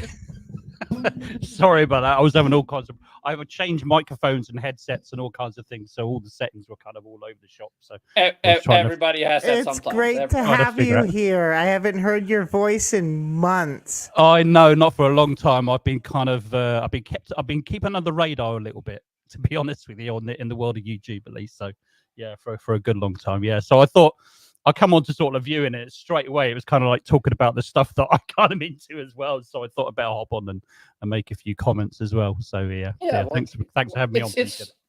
It's nice to have people on that know a bit more than me. Yeah. I know a bit, and like I've heard a lot, but like, yeah, you're somebody that's actually deeply into this. Yeah, pretty much. I mean, what made me laugh, one of the things you said straight away is that in space there must be a massive pressure differential. He's obviously doesn't have a clear understanding of what pressure actually is or what happens in space.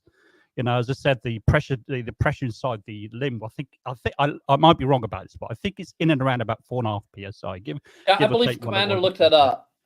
And it Yeah. might be They just said before you- 5%, so Oh. 4.5 could actually be it because Yeah. all those around internet that. things are like estimations. Yeah, exactly. So what you're looking at obviously is a pressure differential of 4.5 psi because the vacuum near enough a perfect vacuum. Well, there's no such thing as a perfect vacuum, but we No, can so consider it still- close enough. So the Exactly. difference is actually less than that 4.5 psi. Exactly. And the thing about they always make this comparison as well to a soda can. And I remember doing a video about this, and if I'm going from the top of my head, the figures I might have these wrong. So, the internal pressure for a soda can, I believe, is supposed to withstand pressures something like about 30 psi, somewhere in and around that. It could be again. Yeah, that's if somebody about wants to look it up. twice atmosphere. Yeah, about twice the Um, atmosphere at mean sea level at sort of like refrigerator temperature kind of thing. It's around about sort of 30 psi. So you take away the obviously the mean sea level, 14.7 psi. You're talking a big pressure differential. And of course, don't forget, obviously, the soda can is for pressure going from internal to the outside. It's going outward. And of course, with the limb, it's the same thing with the limb. It's outwards. So to an extent, it gives the limb, the lunar module, a bit of rigidity. But also, if you look at the structure, the internal structure of the limb as well, it's made of aluminium. So my American friends, aluminum, as you call it. If you look at it, it's kind of ridged. So there are parts that were quite thin and almost thin as a soda can. But the way it was structured as well, gives it that kind of like that rigidity. And of course, the only thing they actually see, and the only thing they want to see, of course, is all those panels or those crumpled panels, which have a completely different function, and that's what you see on the outside, which is not what's behind it. Yeah, that's the radiation. And protection. 12 thousandths of an inch is approximately 3 times the thickness of a modern Coke can. Oh, about 3 times. Okay, yeah, a little bit thicker. Yeah, it's still pretty thin though. Still pretty thin. Yeah. Well, actually, quite thick. Like, comparatively, I guess. But that's not. It's still quite thin, but that's.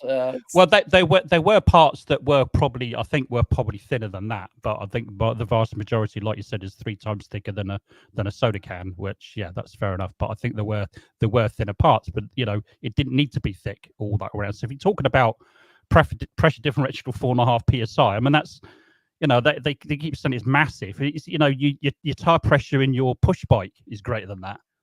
And you don't ride around your bike and tires exploding, do you know? It's Commander, how much did you say how thick did you say the metal was? 3,000 of an inch. It was 12 thousandths of an inch is the what they said the limb was. And a soda can, I've measured it.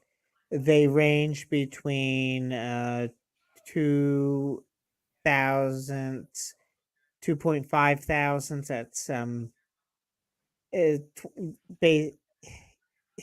I'm trying not to use machinist lingo so you can understand, but my brain's wired to say 2.5 thousandths, which would be 0.002 to 0.003, depending upon what I've measured. Because I used to take micrometers to everything. One of the first times I took a micrometer to my coffee table was when the flatness of float glass was being discussed on the shelves. I'm sorry. Let's continue. Yeah, and another thing that I picked up on as well was that they said that weight was important, but they said, well, isn't space also important? Well, no, it wasn't. They had already decided that a while ago that there was going to be 2 people that was going to land on the moon. So the limb was designed to be completely functional because they had such a weight issue. It's very early designs and things like that were grossly overweight with it, grossly outside of the weight specifications they actually needed. Like, for example, the first iteration had great big windows, so they had to go. They had seats, they had to go. Just a few different examples, and literally chopped it in pieces. There was nothing on there that didn't need to be there. Everything had a function, absolutely everything. Yeah. and it needs to be because, you know, as I said, weight was very, very important. So no, space really wasn't that important. Particularly for Apollo 11, you know, they're only on the moon for a few hours. It got a little bit more difficult for the likes of Apollo 15, 16, 17 because they had to stay there, three Earth days or so. So, you know, not a great deal of space to sleep and all the rest of it. They're on top of each other. But no, but weight was the most important thing on the LIM for sure. Absolutely, 100%. Yeah. Narrative based on the spacesuit. Here we go. At the Manned Spacecraft Center in Houston. This white garment, what is that for? This is thermal meteoroid garments. It's made up into layers. These are the layers of material. The first layer is a Nomex cloth. This whole garment provides protection against radiant energy impinging on the suit from the sun and also reflected from the moon, and also protects them against meteoroids. It's protected against meteoroids. This is energy impinging on the suit from the sun and also reflected from the moon. They think about meteorites like stones that are like a meter wide or something, but they don't realize you got millimeter size meteorites as well. Yeah, the guy in there, I think, is malforming really what he's saying. You know, we're talking about micrometeorites, of course, because I think what they're actually looking at there is just the outer layers of the spacesuit. That's all that is. It's not a pressure garment underneath that part. At least I don't think so. So they just showed, what they're showing there is about 3 or 4 layers. So it's got a thermal protection layer, or layers, I should say, and then a couple of micrometeorite, anti-meteorite layers, which if they were hit by very small micrometeorites, it could protect them. Actually, it could do. I mean, there was always a risk that they couldn't, but the other thing is, well, that a lot of these moon landing deniers think that, you know, the moon is being constantly showered of micrometeorites of every single inch or every meter of the moon, and that's just not the case. Statistically, if you being hit even by a small meteorite, even a small one, was I can't remember what the statistical figure was, but it was incredibly small. You had much more greater chance of actually being hit by a car or a bus crossing the road. Much greater chance. You know, it was very remote. I mean, if it did happen, then, you know, they'll deal with it, you know, but it's very, very unlikely. Well, they say extinction level meteorites are only a couple of meters wide anyway. And these, I think these flares believe that's what they are. Well, it's Jeranism and his buddy. I mean, they are thick as pig shit, the two of them anyway. Well, I think extinction level, to be fair, I think extinction level meteorites would be much greater than that. Actually, you're talking kilometers wide, quite honestly. Meters wide, they could do a lot of damage, because if you think about, some of them do actually blow up in the atmosphere, don't they? Like that one that destroyed a whole forest, wasn't it? Thousands of acres of a forest in the steppes in Russia. I don't know if you know about that one. The Tunguska event. Yeah, that's right. I couldn't pronounce that. Chelyabinsk. Yeah, that's right. So they tend to blow up in the atmosphere. You know, they probably were, I don't know, meters wide, I should imagine, probably. So they could you know, with the, and like they often consist of a lot of ice and other molten or frozen materials. So like when it hits the atmosphere, like there will be expansion of gases and shit like that because it heats up so much, right? Yeah, that's right. Yep, exactly. So yeah, of course, like anything that is quite big will likely have that inside of them, and like that will blow it up. Yeah. So these suits do offer a level of protection with micrometeorites, at least, anyway.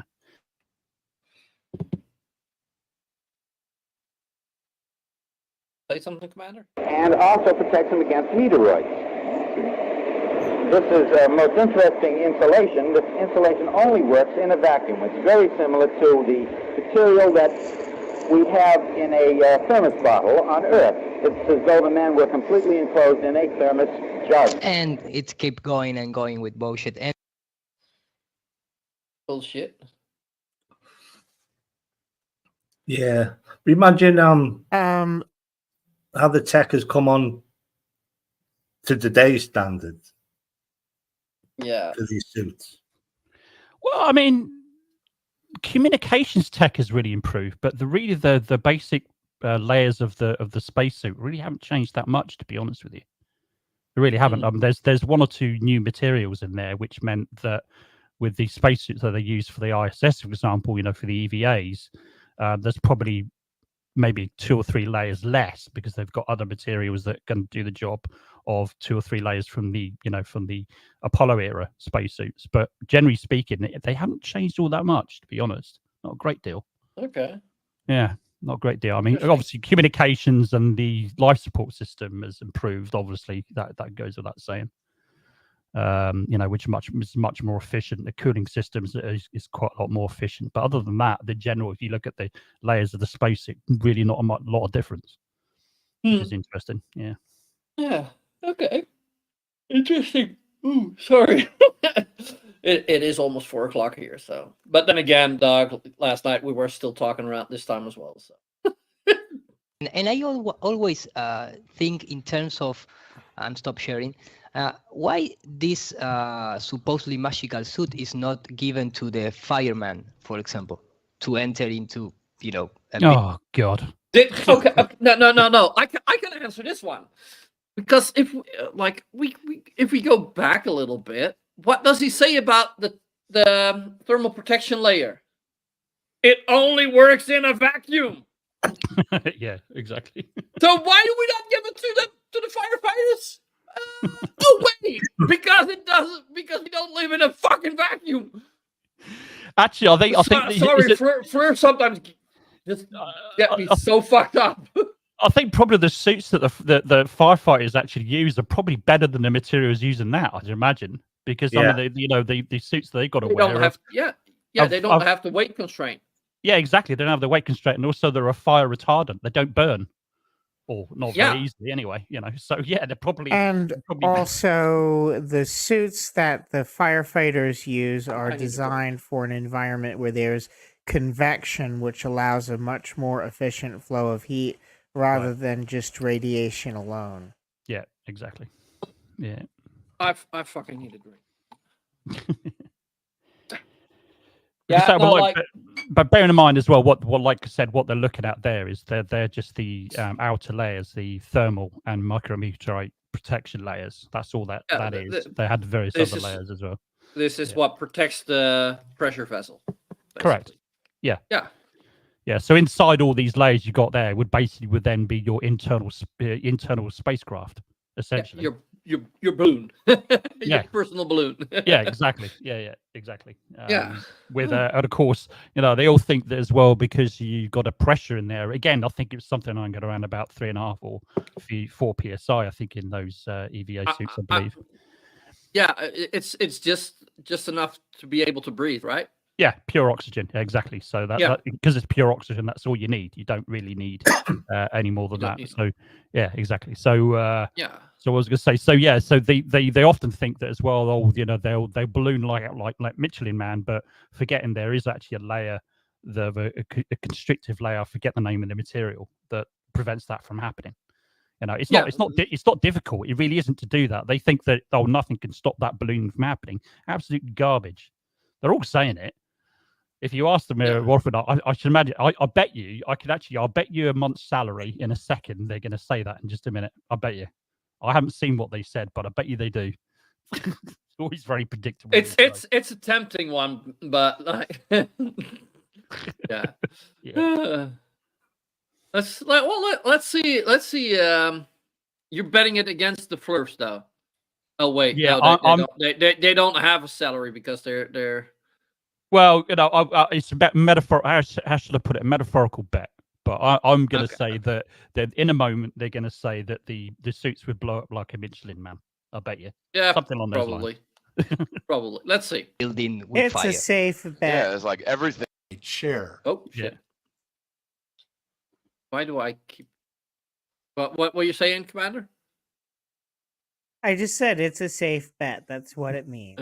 Yeah. yeah, these suits are magical. You know, they can, you know, fight with any kind of environment. You know, in the worst conditions. So, Yeah. well, Yeah, there you that's a have good point. You know, there's other instances where NASA is allegedly preventing scientific agencies from saving lives. Like, there's one example where tornado experts, you know, the guys that are responsible for giving tornado warnings, looking at the meteorological data, they claim that if NASA would release their real-time satellite data of the essentially cloud formations on that large scale from their alleged satellites in real time, they could increase the warning time for tornadoes by something like 30 seconds or a minute or something like that, which is pretty drastic as a tornado warning. That is a motherfucking lie. Totally. Absolutely lie. Okay, okay, no, I gotta pull up something. Where... So the radar gives you speed of the water droplets in the clouds, which is far better indicator speed, direction, and vector rather than just looking at a pretty picture. Right. Yeah. Not like Don't forget, bearing in mind though as well that that's why they keep saying that like all satellites are NASA. No, they're bloody not. If you look at the amount of satellites that are active at the moment, the vast majority, there's literally, I can't remember how they were. I mean, the last count, something about 3,500, right? Oh, the yeah, I vast don't know. majority of those are all private companies. If you look at Starlink, for example, those are those, yeah. I mean, and like, and then they're sorry, go ahead. Then there are the NOAA weather satellites, right? Which are open source, right? This is data that I downloaded live from a satellite. That's what I was going to say. You can go online and find this live data. Absolute lie. It's not true. This is just. I British downloaded Telecom. this straight from a satellite with British Telecom with a simple own radio. British Telecom own a shitload of the communication satellites up there. Oh yeah, they do. But how are they saying that? And like, I believe above North America, there are a couple of geostationary satellites that you can also just download shit from. Well, yeah. Sky TV, for example, they got geostationary satellite. Yeah, no, but I mean the NOAA weather thing that they have certain geostationary weather satellites that you can actually access. Like, there's none that I can access from here. That's kind of shit. I was hoping that would be possible. Well, there is. I believe there are some, but then I need to get a better setup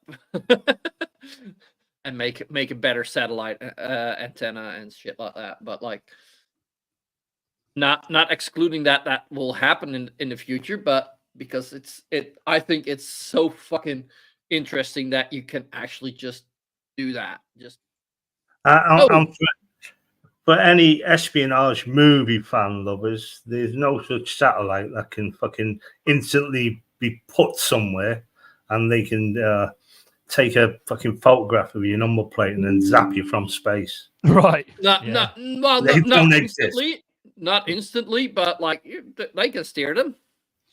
I think, they can maneuver them to a certain extent. You know what you're talking about is the spy satellites. You know, but I mean, you know, what military is going to move their spy satellite, which is going to potentially cost a lot of money just to entertain their stupid requests.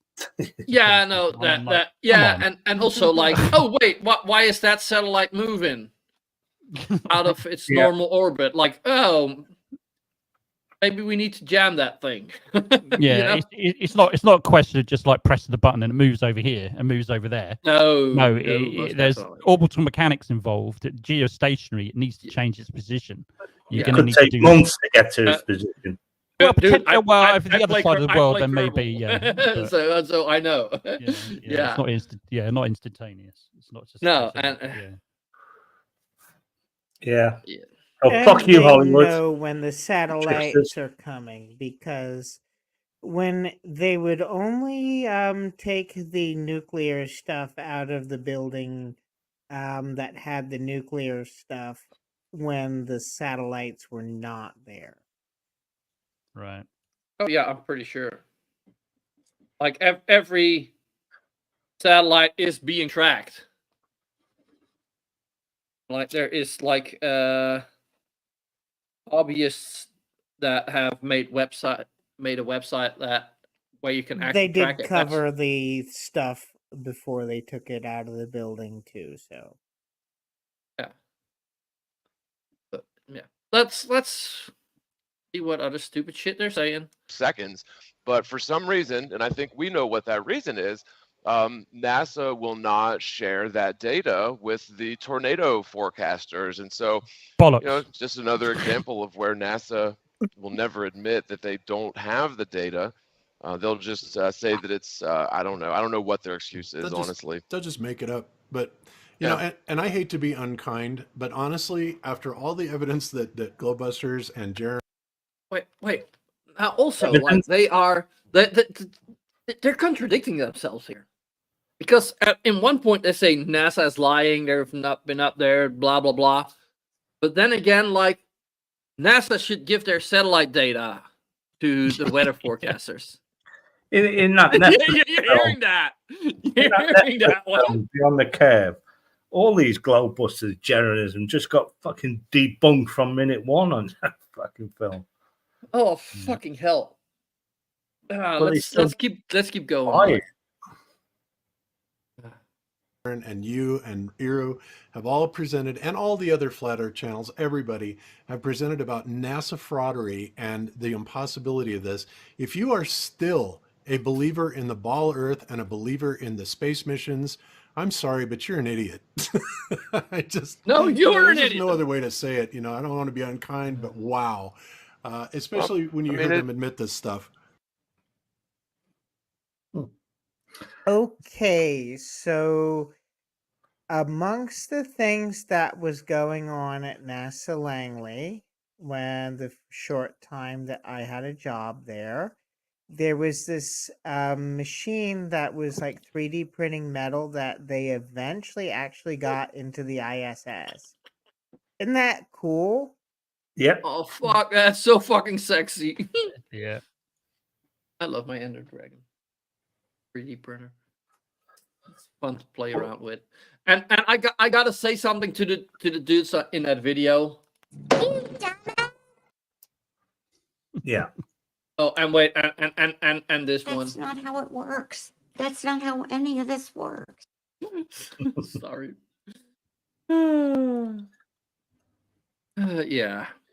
So pretty much Globebusters, what they'll do is they'll do a show, and then anybody that responds to it, it's pretty much fingers in the ears and nah, I can't hear you. Yeah. They think they do each of these shows, and they think they've busted the Apollo moon landings, and they haven't once, because there's nothing that I've seen that they've said about the Apollo moon landings that hasn't been debunked or can't be debunked.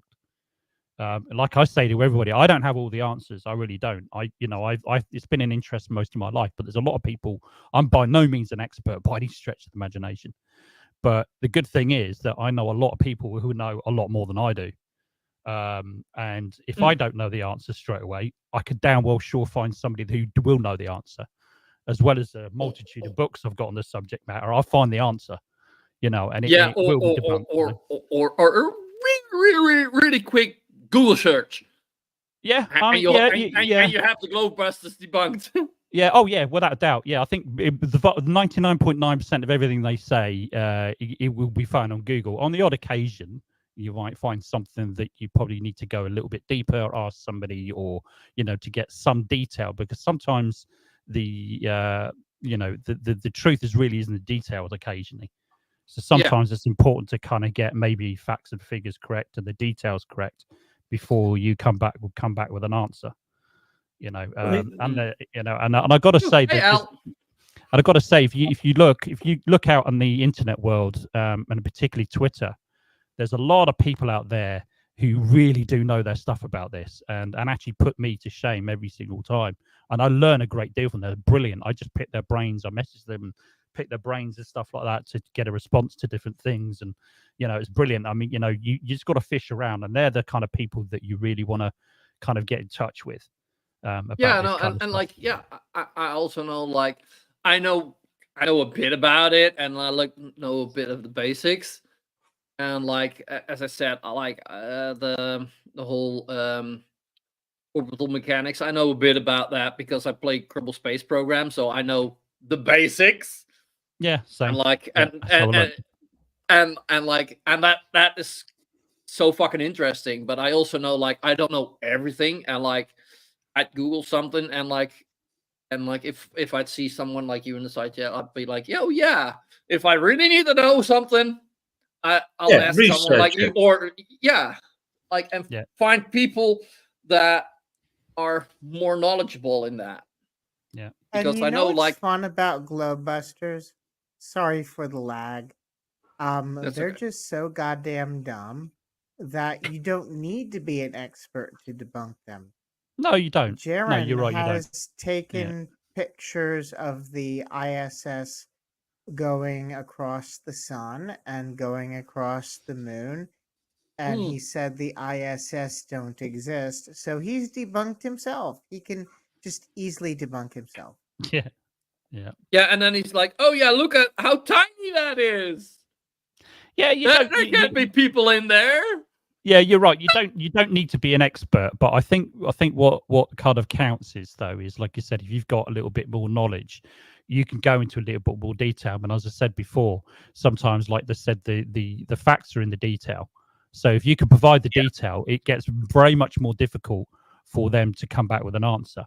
But of course, you know, and I find this particularly on social media, and particularly when you get to and fro between YouTubers as well, is that you'll have a response, but then they'll come back with something else. They won't answer that because they know they've been debunked, and they move on to something else, move on to something else, and move on to something else.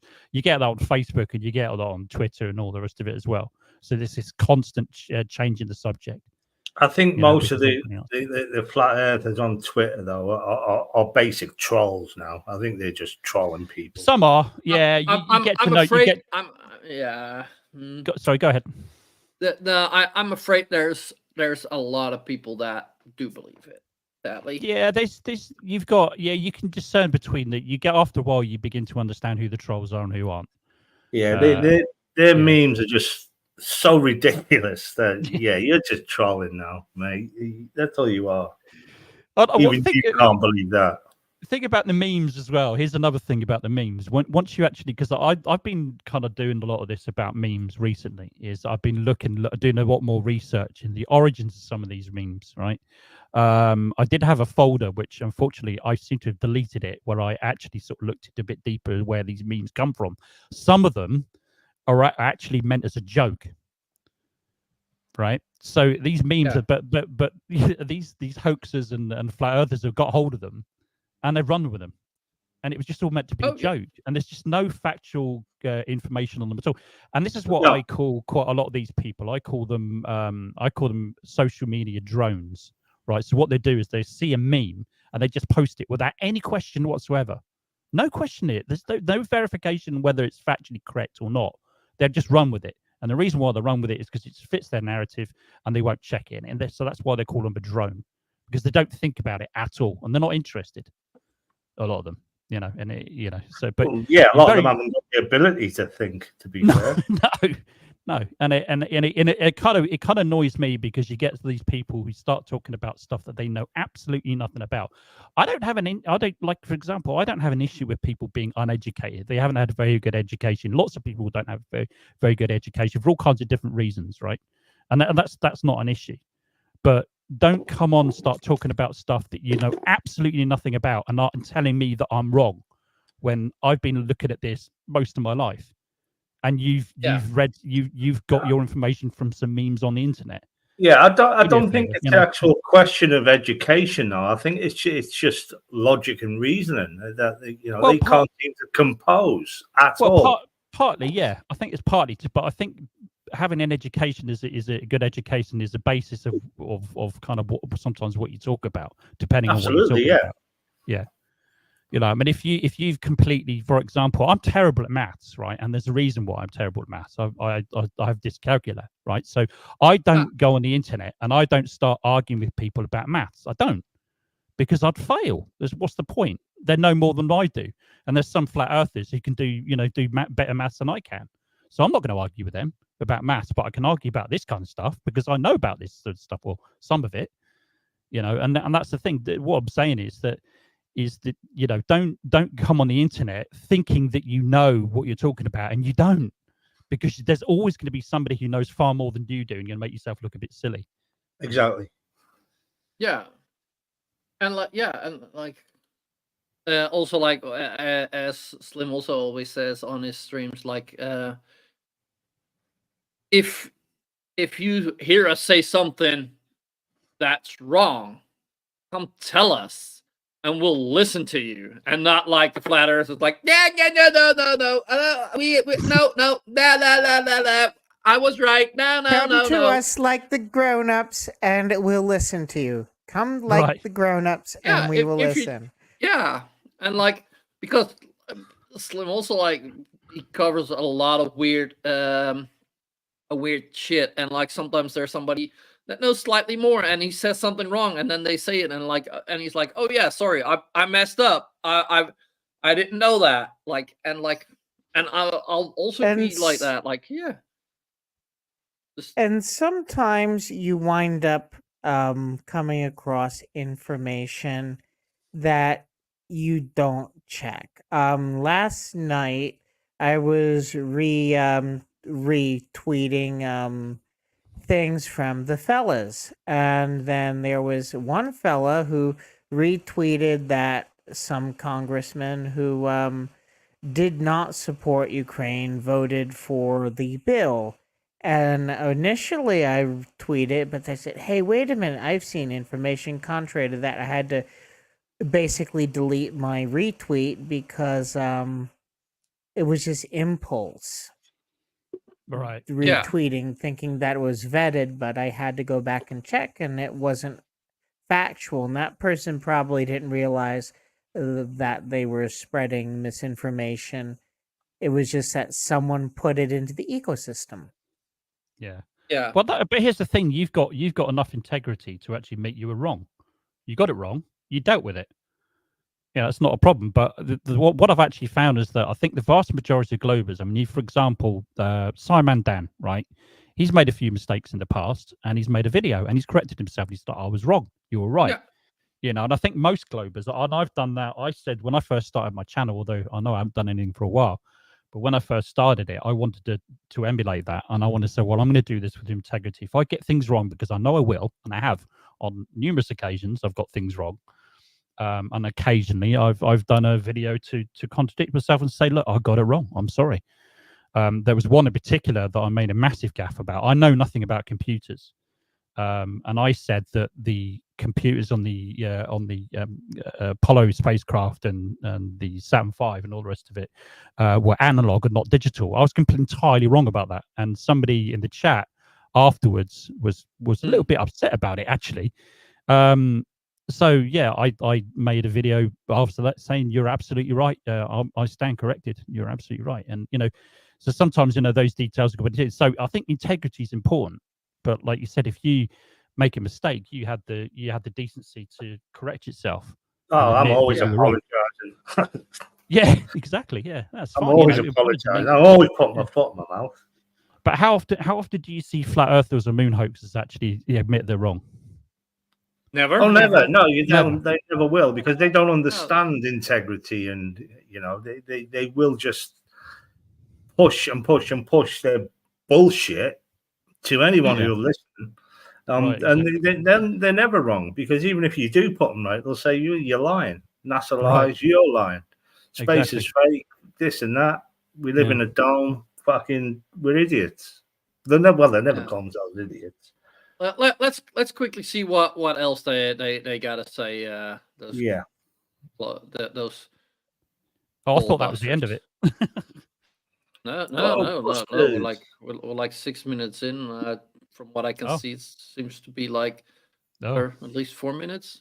Oh, Jaren The average produces an atmosphere- enormous amount of bollocks. Yeah. Stupid bollocks. Suckers. Atmospheric pressure at sea level is 1013.25 mbar. The Millibar. pressure in interstellar space is approximately 0.0000000000000000133 mbar. Space is 0.00000000000000133 mbar. Earth's atmosphere is 1013.25 mbar. The difference in pressure is 76 quintillion, 184 Yeah, well, that's just quadrillion, misinformation. 210 trillion, Oh. 526 From sea level to billion, space. 300. It's obviously works It's a in gradient. It's a gradient, yeah. Yeah. All right.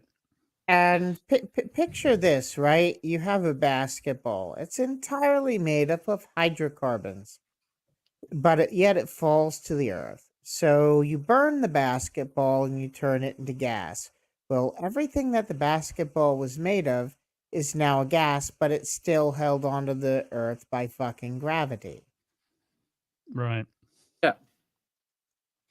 But I mean, here's the thing. You see, I mean, it's not just flat earthers. What I've come to realize, it's not just flat earthers that think that if you go up in the sky, there's going to be a point that all of a sudden you pop into space. You'd be surprised how many just normal people that are not flat earthers think that that's what happens. Yeah. So the only thing I can think of that it's really down to education or lack of knowledge, and I would suggest it's probably more like education, to be perfectly honest with you, because and I don't blame the people because they haven't got a very good education. I think it's just blame the education system that doesn't ensure that this kind of basic knowledge is not common, and it should be. Well, it's broken, isn't it? Especially in America, where the education system, they're trying to push religion more and more into it. I mean, we used to have it here in the UK. I don't know if you remember M2M. We used to have to pray before lessons, and that was it. Yeah. And now that doesn't happen anymore. Yeah. At all. Probably in religious schools it probably still happens, the Catholic schools, etc. But no more in secular schools at all. But that's just the way it is. But in America, they're still, trying to force more and more religion into schools, especially these MAGAs. But that's the way the world is. And the education does suffer. The secular education. But still, I think a lot of education is kind of focusing on really mundane things Regurgitating and a fact rather than understanding why the facts are the way they are, and also how like to come to your own conclusions and using also proper methodology. Of course, you need to learn how to read and write, and you need to learn the basics of history. But I think it is so important that you also learn the basics about this kind of stuff. Don't get me wrong. Kids, they will absorb that information. I think children are highly underrated. Because people think kids are stupid. Fuck you! No, they're not stupid. They've just not learned shit yet. Right. Don't get me wrong about the education system in America, because there's some very, very intelligent people in America. I mean, look what they've achieved over the decades. I do think the science fairs and shit that they do over there, I think they got to bring it to here, because that is hands-on shit, which you learn, you know. And like, and I gotta like give props like to like the school where my mom used to teach.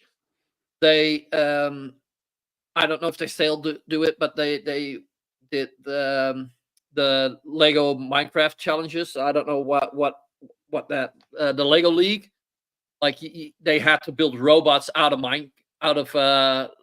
Lego. And like that, and I think that is such a good thing, like especially if you have like a couple of kids that are capable of doing that, like push them, challenge them. If you challenge them just the right amount, like they will learn so fucking much more. Well, yeah, than well, just- you've got kids now saying, "What do you want to be when I grow up?" And they're saying, "Oh, I want to be a YouTuber," and things like that.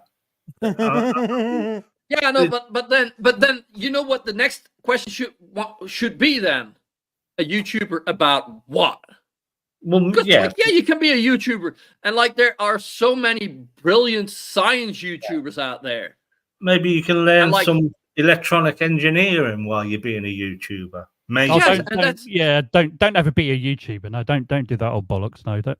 I'm joking. No, but like that and like You'll end of up course, here. like, Yeah, and like it looks like a very fun job, and like I do think it would be a fun job, but it ain't no easy job. It's I wish goddamn I hard knew work. about YouTube. I wish I knew about YouTube when I had the machine shop. Yeah. Oh, that would be so beautiful. I would. like, I also. I like watching like the woodworkers and shit like that. Like I every now also and then, wanna- it's just so satisfying. I also want to sort of point the direction back at. I mean, it's not just America. I mean, here in the UK, we've got our own problems with education, and I think one of the They have that one of- everywhere. Yeah. The main problem that we've got, we don't have enough good teachers, and the reason why we don't have enough good teachers is because teachers are so poorly paid. You know, that's just a known fact. The amount of work they have to put in, how much they actually get paid. And so here's the same thing here. that I noticed as well is that with my daughter's education, she's at the moment she's doing she's just about to finish her first year of her A levels, so she's in sixth form.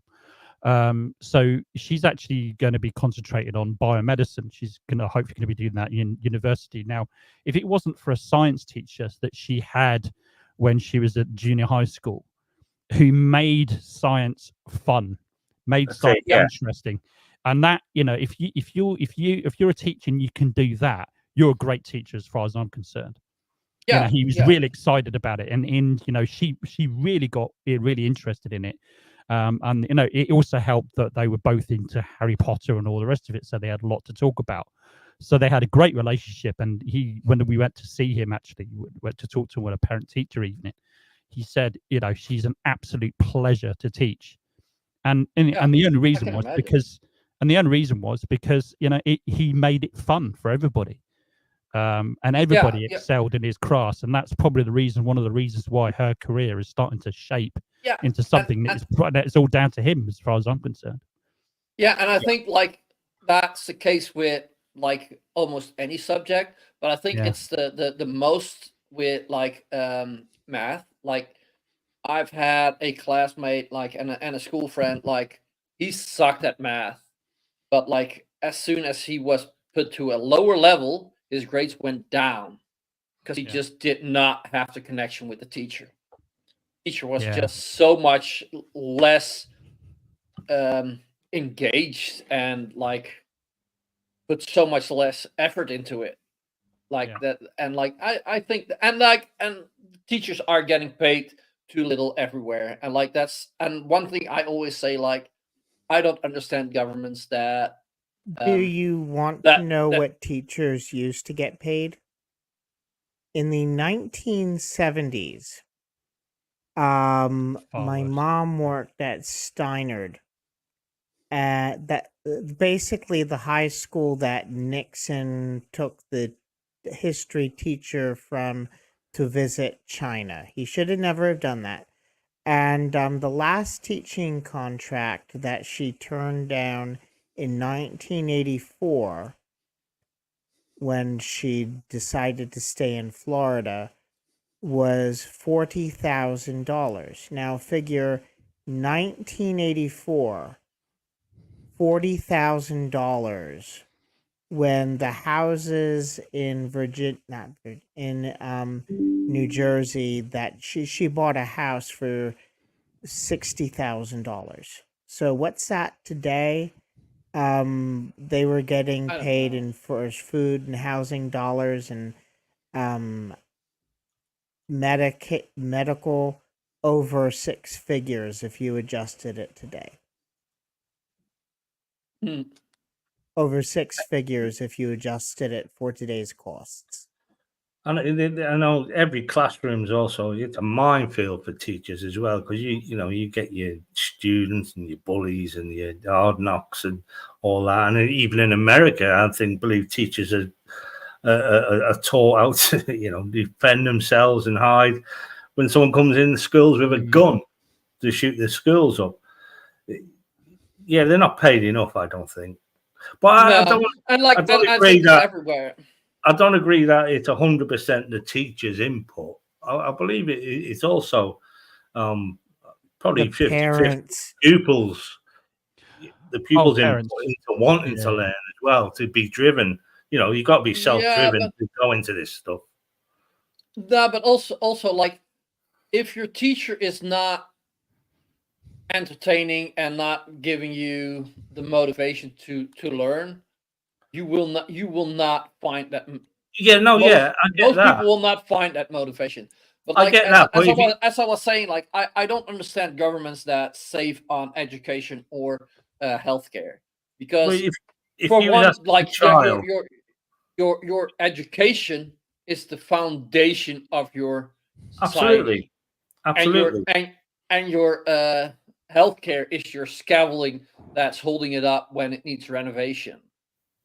There's parental indoctrination as well, obviously. But if you were a child and what you're going to be when I grow up, I want to be a plumber. Well, unless you drive, if you stop thinking but not even thinking about plumbing, not driving yourself into it, then you're never going to be a plumber, are you? So I think there's some, the person itself has got to have their head screwed on and say, that's what I'm going to do. And they've got to drive themselves. But yeah, great teachers who can help push you and steer you in the right direction. Yeah, makes all the difference. But also, like the problem is also like if you are in school and you think like, oh, what want to be like, and like you find something interesting and you dive deep into that, then you're not gonna end up being a plumber or dumb electrician like me, like needs electricians because electricians. But like the problem is like if you can study more, then you're stupid if you don't, because like otherwise you'll be ending up with a job where you make about twice as much money with like half the work. Well, it's like me now. I've got like 14 windows open just through this stream, just asking things I don't know and just find out about them. So, you got to be driven to do this anyway. Otherwise, you're never going to know it. Yeah, that's true. And like, and also one thing I think the career is collective, from education through parental indoctrination through the pupil themselves. It's everyone's staring each other to your goal, and I think that's great. But I also think like as we're gonna get back on track in a sec. But I also think like these days, if you got the internet and you understand English, you can learn whatever you want. Yeah, absolutely. Anything. But let's see what else these dumb asses didn't learn in elementary school. 115,789,474 times. You know exactly what that means.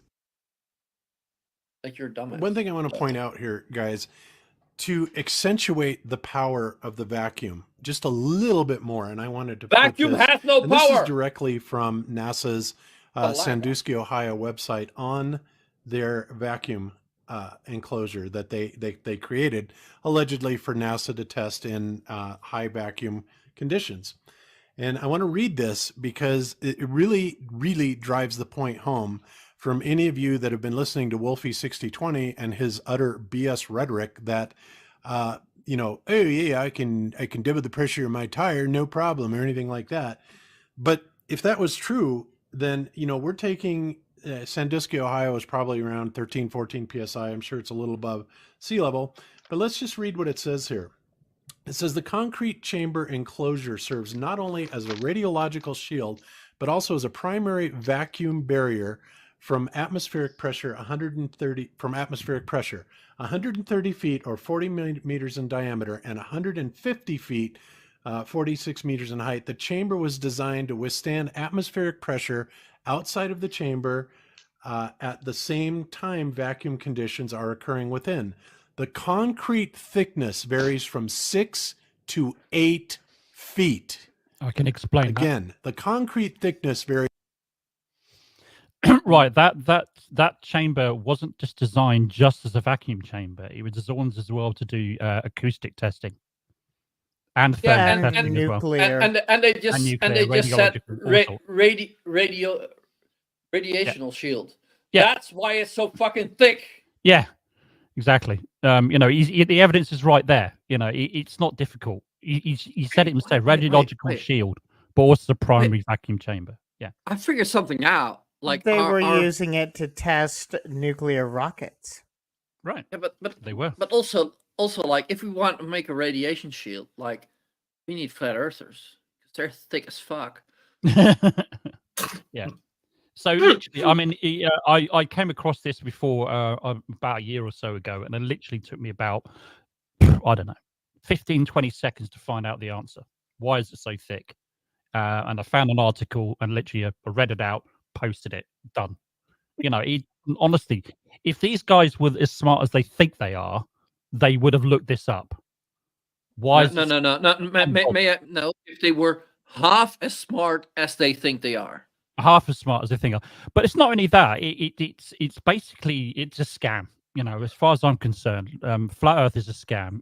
Moon hoax is all a big scam. They don't want to know the answer because it's going to spoil the narrative, and they can't because they're going to lose face. They go to the Bible, don't they? The Eric Dubé in Hong Kong book of dumb fuckery, and get the answers from there. And that's the thing. They're not interested in the truth. Really, they're really not. No. They're not interested in it, and the truth is right out there. If you Google that and ask the question in Google, I can assure you'll find an article somewhere which explains what actually is going on and why it's so thick. And it's because it's right there, radiological, and also it's acoustic as well, if I remember rightly, and thermal and all the rest of it as well. Yeah. And also, it's not using the tensile strength of the material, it's using the compressive strength. A lot easier to make a Coke can hold its shape with just the metal and the gas pushing against it rather than the entire weight of the atmosphere trying to crush it. Right, exactly. Yeah. And also, obviously the size of it has a contributing factor as well, right? Right, Yeah. you need thicker walls because you have more surface area that needs Pounds to per be PSI, supported. pounds per square inch. Right, exactly. You increase your square inches, there will be more pounds of pressure. And structurally, obviously, it needs to be sound because otherwise, this thing's going to be collapsed. It's going to collapse at some point. Yeah, it will. Implode. Yeah, collapse, implode, or whatever. But yeah, that reminds me of the thing. I'm sure you've actually seen it yourself. You go on YouTube and they show this those pressure tanks that collapse inwards when they empty out the they shown it in the beginning, I'm sure. Yeah. Oh, yeah. That's it. Yeah. There you go. That's the one. Exactly. Jared, I don't even know how to introduce this video. There you go. I mean, what are those tanks designed to do? They're designed for pressure, internal pressure, pressing outwards quite considerably. They're not designed, okay, for pressure to come inwards. In other words, they're not designed to have the vacuum, all the air pumped out of them. They're not designed to do that. That's why it happens. It's no big surprise why that happens, but somehow they think that's the same as space. In fact, it's the opposite way round, isn't it? Yeah, it's not bloody difficult. The pressure's pushing inwards, not outwards. In space, it's the other way round. You stupid people. Yeah, that's quite stupid. Let's see what other stupid things they could. It just reminded me of that. That was all. I missed that early on that you did. So so sorry. Yeah, no, but that does show how strong air pressure is, but they misinterpreted it as how strong a vacuum is, because a vacuum is a lack of power, a lack of energy, and it's a lack. It's a lack of pressure. Yeah. On the inside, you have stuff pushing out, and the tensile strength can handle it. There's nothing in space pushing in or out on the spacecraft other than the atmosphere inside. Right. Yeah. They think somehow that it's some sort of pressure pressing into them somehow. It's like, I've heard this many times. I've heard, oh, you go into space, it's a powerful vacuum. You what? A powerful what? And I think the mistake with that is also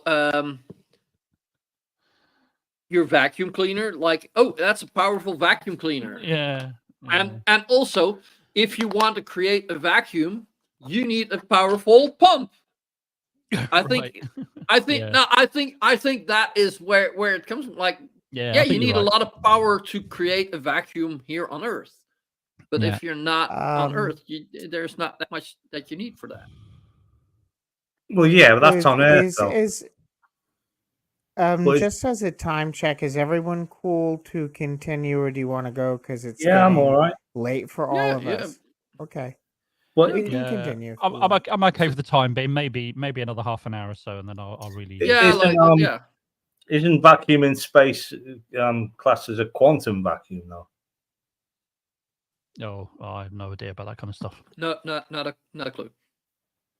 It really wouldn't matter because it's still almost nothing.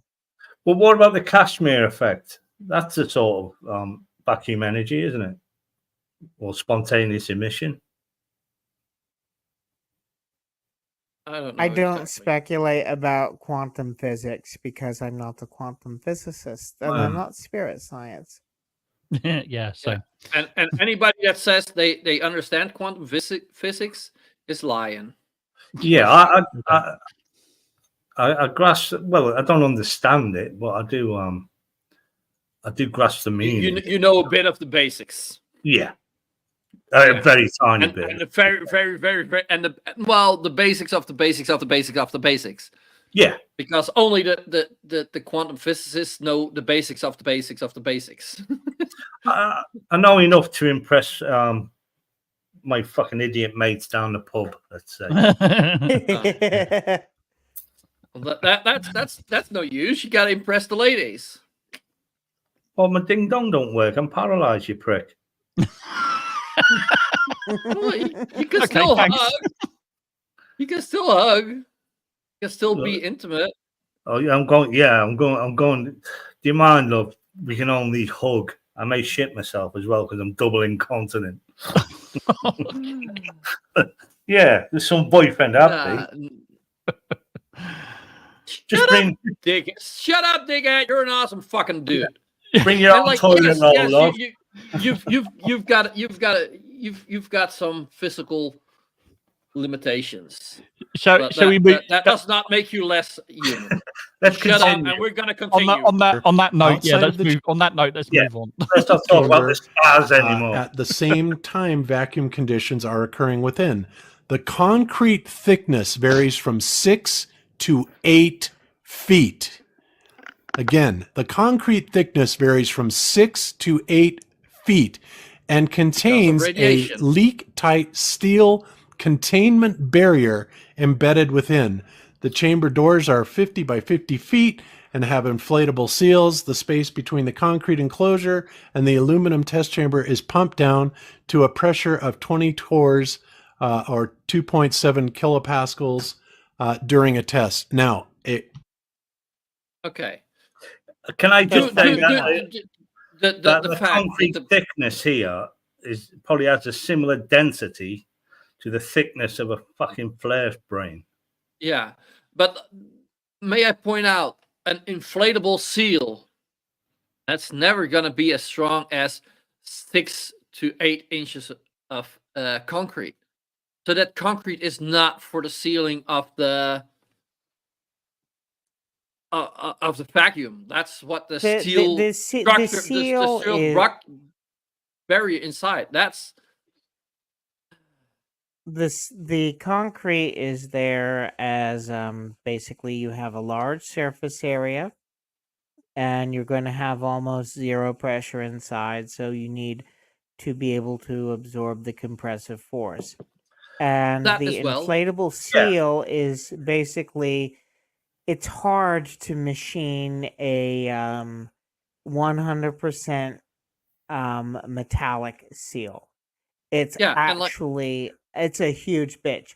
So if you have something that can inflate, that's rubber, that can go in between hard steel surfaces to create that perfect seal, that's better.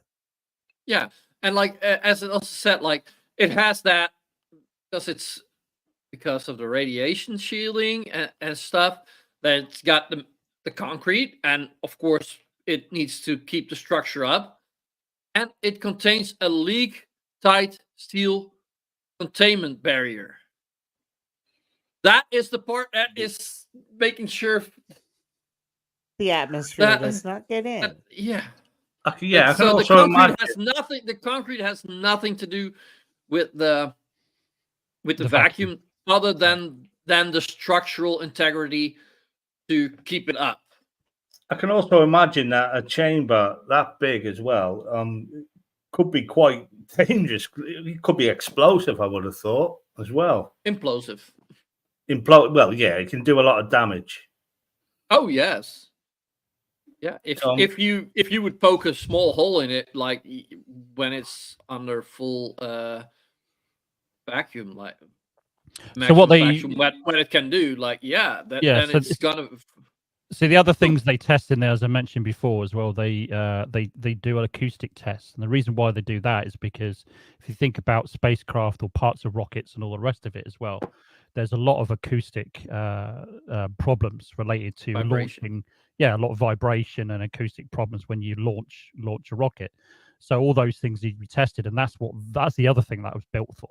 So that's a primary concern about the the thickness of the concrete that's around there, as well as also thermal as well. I could be wrong about that, but I'm pretty sure they do a lot of thermal testing in there as well. So they bring down things to very, very cold temperatures or very, very hot, in quite a wide range of different temperatures. So again, that all needs to be contained. Otherwise, your testing is null and void. Like I said, that's the fact that the concrete really has got little, like you've already mentioned, it's got little to nothing to do with the actual vacuum chamber itself, which is the metal part, which they've already mentioned. Yeah, because like if you look at like of course they're not as strong of a vacuum, but like just the little vacuum chambers that you see that are used in education, or some people on YouTube use for little experiments. What's that made of? Made out of a little bit of glass. It's usually made out of glass or plastic, and that's Yeah, not really going to do for such a large cavity. No, but that's only because if you want to make a dome that big out of glass, you need extremely thick glass, because even if you don't have a vacuum in it, it will not be strong enough. Well, glass tends to fracture, so that's not good. Yeah. No, but like, I'm just saying, like, if you see those vacuum chambers, how thin the material is that's keeping that vacuum. You don't need a lot to hold the vacuum if you have it if you have your vacuum chamber mechanically supported.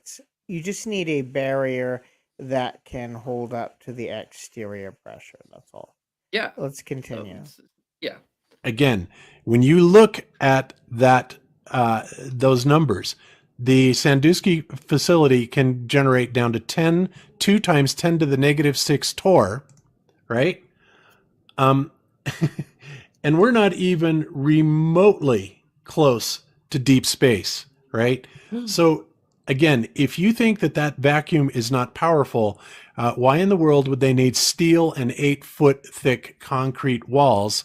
And at another point in there, they also say because it literally will draw the atmosphere through the steel and the concrete walls if it isn't there.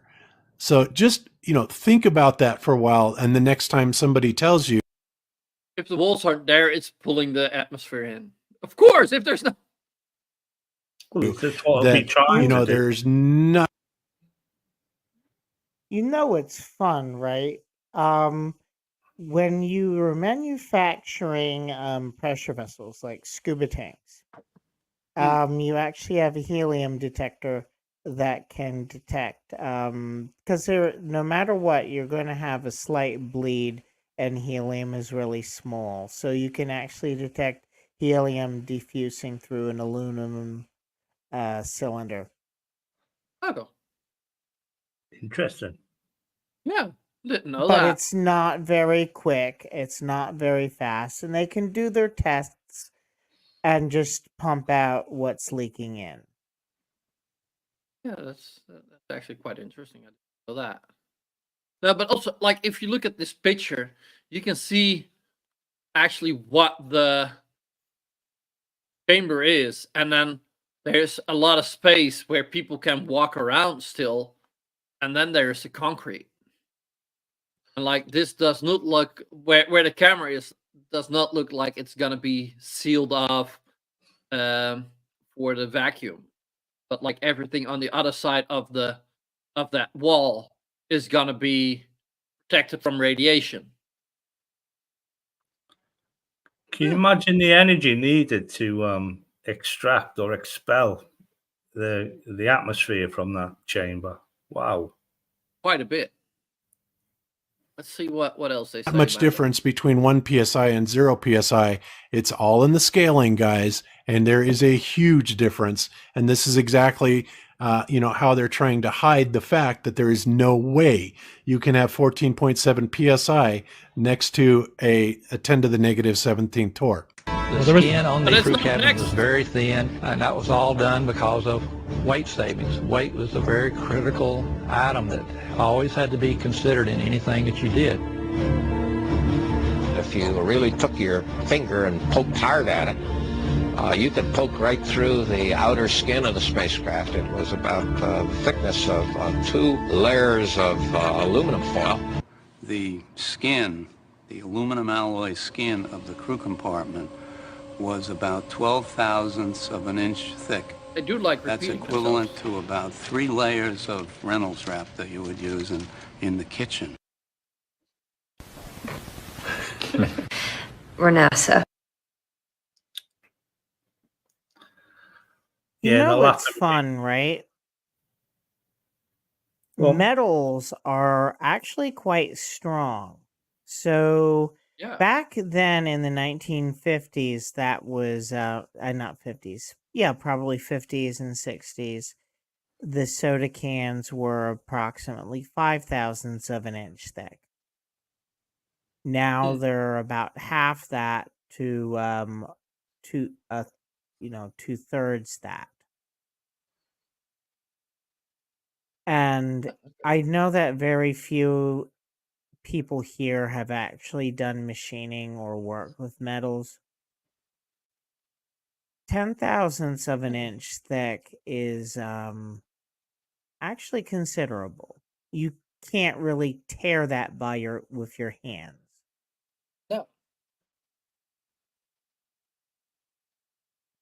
I thought you could poke your finger through 2 sheets of aluminum foil either. Well, don't forget. Here's the other thing. There's a general misconception that all parts of the limb were all the same thickness. They weren't. Yeah, there were parts that probably were as thin as they just described them. They were. I mean, not every part of it. You know, it was a very odd shape. The limb, very odd shape, and it had to be there because it had to be completely functional. Very first designs and things like that were very much, I can only really describe them as very much something you'd find out of Star Trek. And it ended up, because they had so much weight saving, it ended up that spidery kind of awkward looking thing. But it was meant to be that way. And also don't forget as well, it was never going to be used again. It never came back to Earth once it was launched. With the Apollo spacecraft, with the command module, whatever, it was never coming back to Earth again. So it was getting rid of. So to a certain extent, it had to be quite cheap as well. So as long as it was cheap enough and it was functional, it worked in the environment it had to work in. That's all they were concerned about. I mean, once you actually break down what the actual limb what the lunar module actually did, it was quite simple, really. It wasn't that complicated. It wasn't really the height of technology. What the height of technology was the ability to actually control a spacecraft like that and land at the velocity that you needed to land at. Yeah. And also there was a lot of unknowns about the surface of the moon and that kind of environment is going to be operating in. It didn't need to be something out of Star Trek. It really didn't, because it didn't have a lot of other things to contend with, like aerodynamics and all that kind of stuff, because obviously in space that doesn't exist. But I think a lot of it is a lot to do with sci-fi movies paint this picture, especially to Star Trek, back in the 70s and 80s that we all enjoyed. And we saw the spaceship, all this kind of like aerodynamic shape and all the rest of it. It doesn't need to be like that. Yeah. And like I said, the limb was And completely it does not need to functional. be as reusable as your car. Correct. Yeah. But what about I'm the sorry ball to run cube? over you. I have a huge delay. We know that. But we forgive you.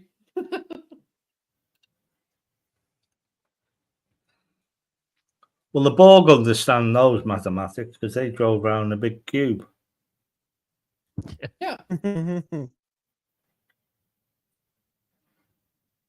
probably want something like a cube. Very space efficient, and it doesn't need to be aerodynamic, and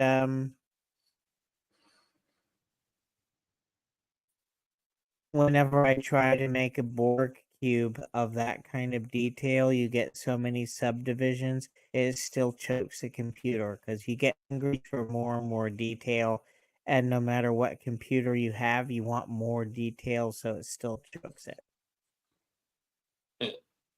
Yeah. Get a bigger My computer. internet's so sucky, or otherwise I would play videos. Yeah. But yeah. Come on, But Brian. I do- Carry on. What? The video. Video, we ended the video. Video is done. All right. It has come to an end. So the conclusion of that video is Jeronism and his mate are fucking dumbasses. Yeah? They're dense as fuck. Yeah, It's all amalgamation of lies and misinformation, deliberate misinformation. Oh, absolutely, yeah. I think they know it as well. That's the sad thing. Probably some of them. I think Jerem does.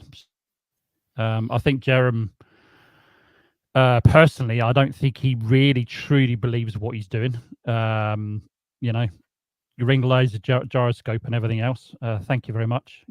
Just saying, 50 degrees. Thanks, Bob. Thanks, Bob. Rest in peace. Rest in peace. Yeah. So I really don't think they really truly believe what at least some of them that what's going on. Yeah. I really don't. And that's why it leads me to believe that I think flat Earth and moon hoax thing is a scam. There are some people out there that are searching for the truth.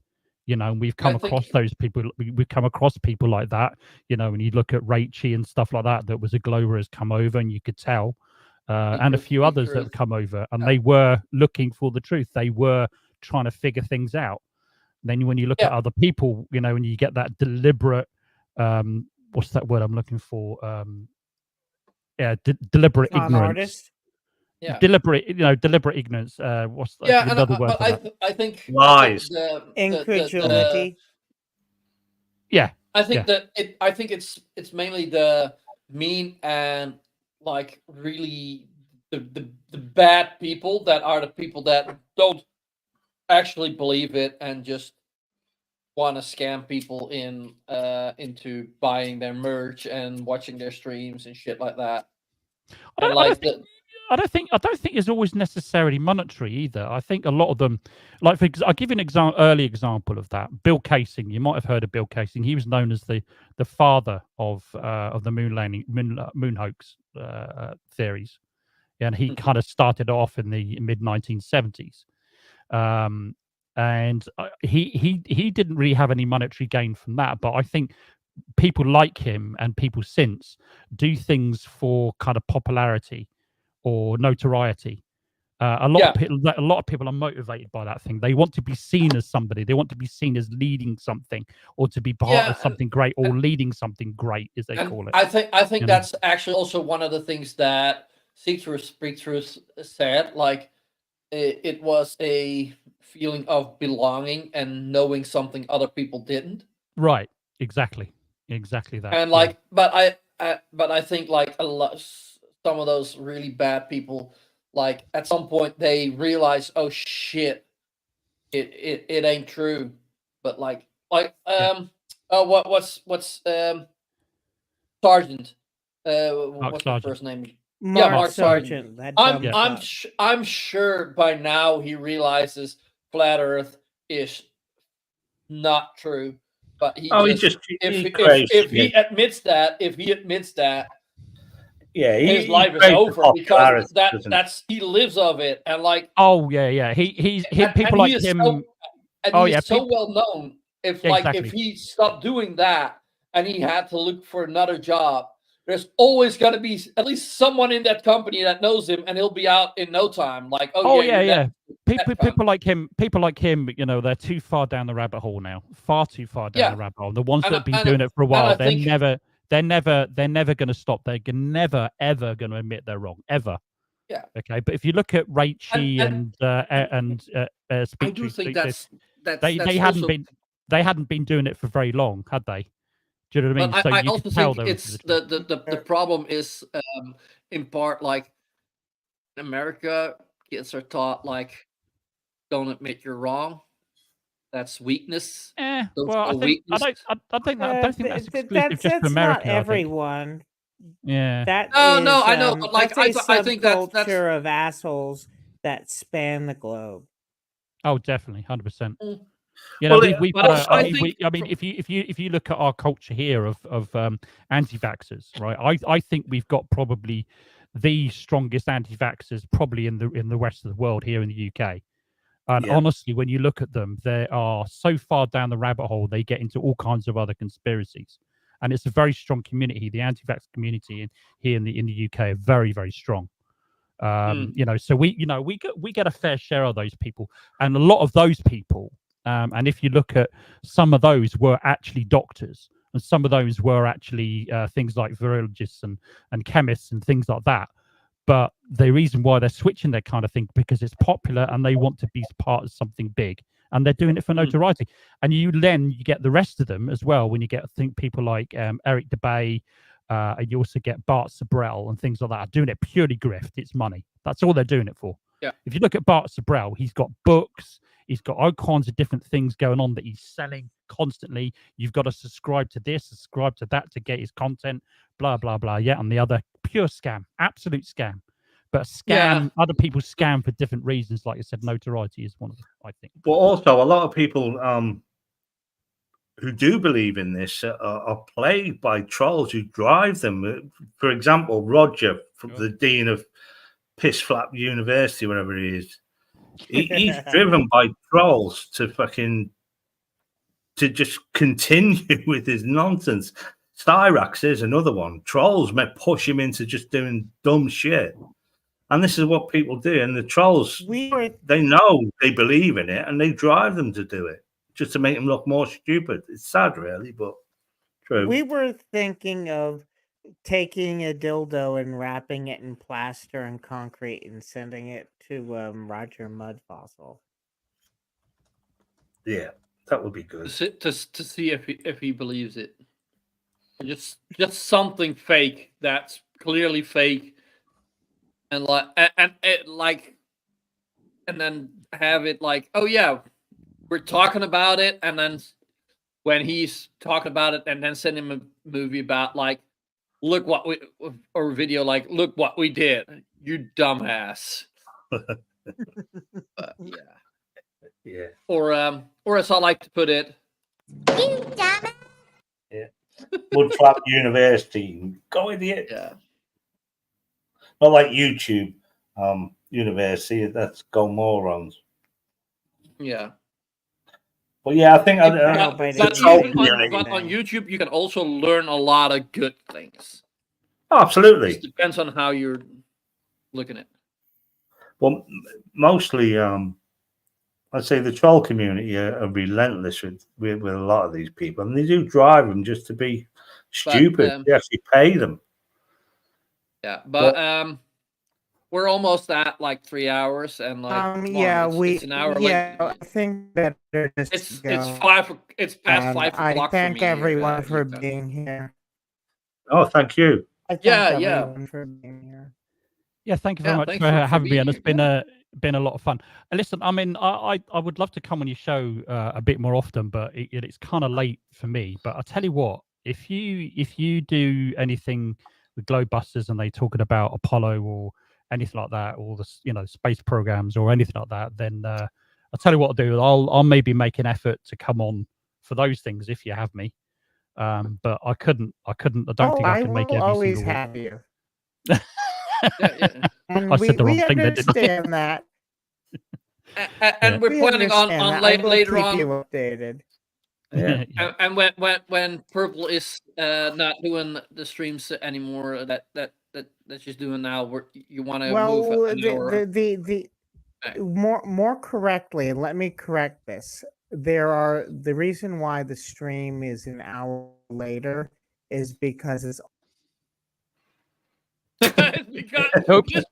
Commander's internet is shit. It's because we're never gonna know.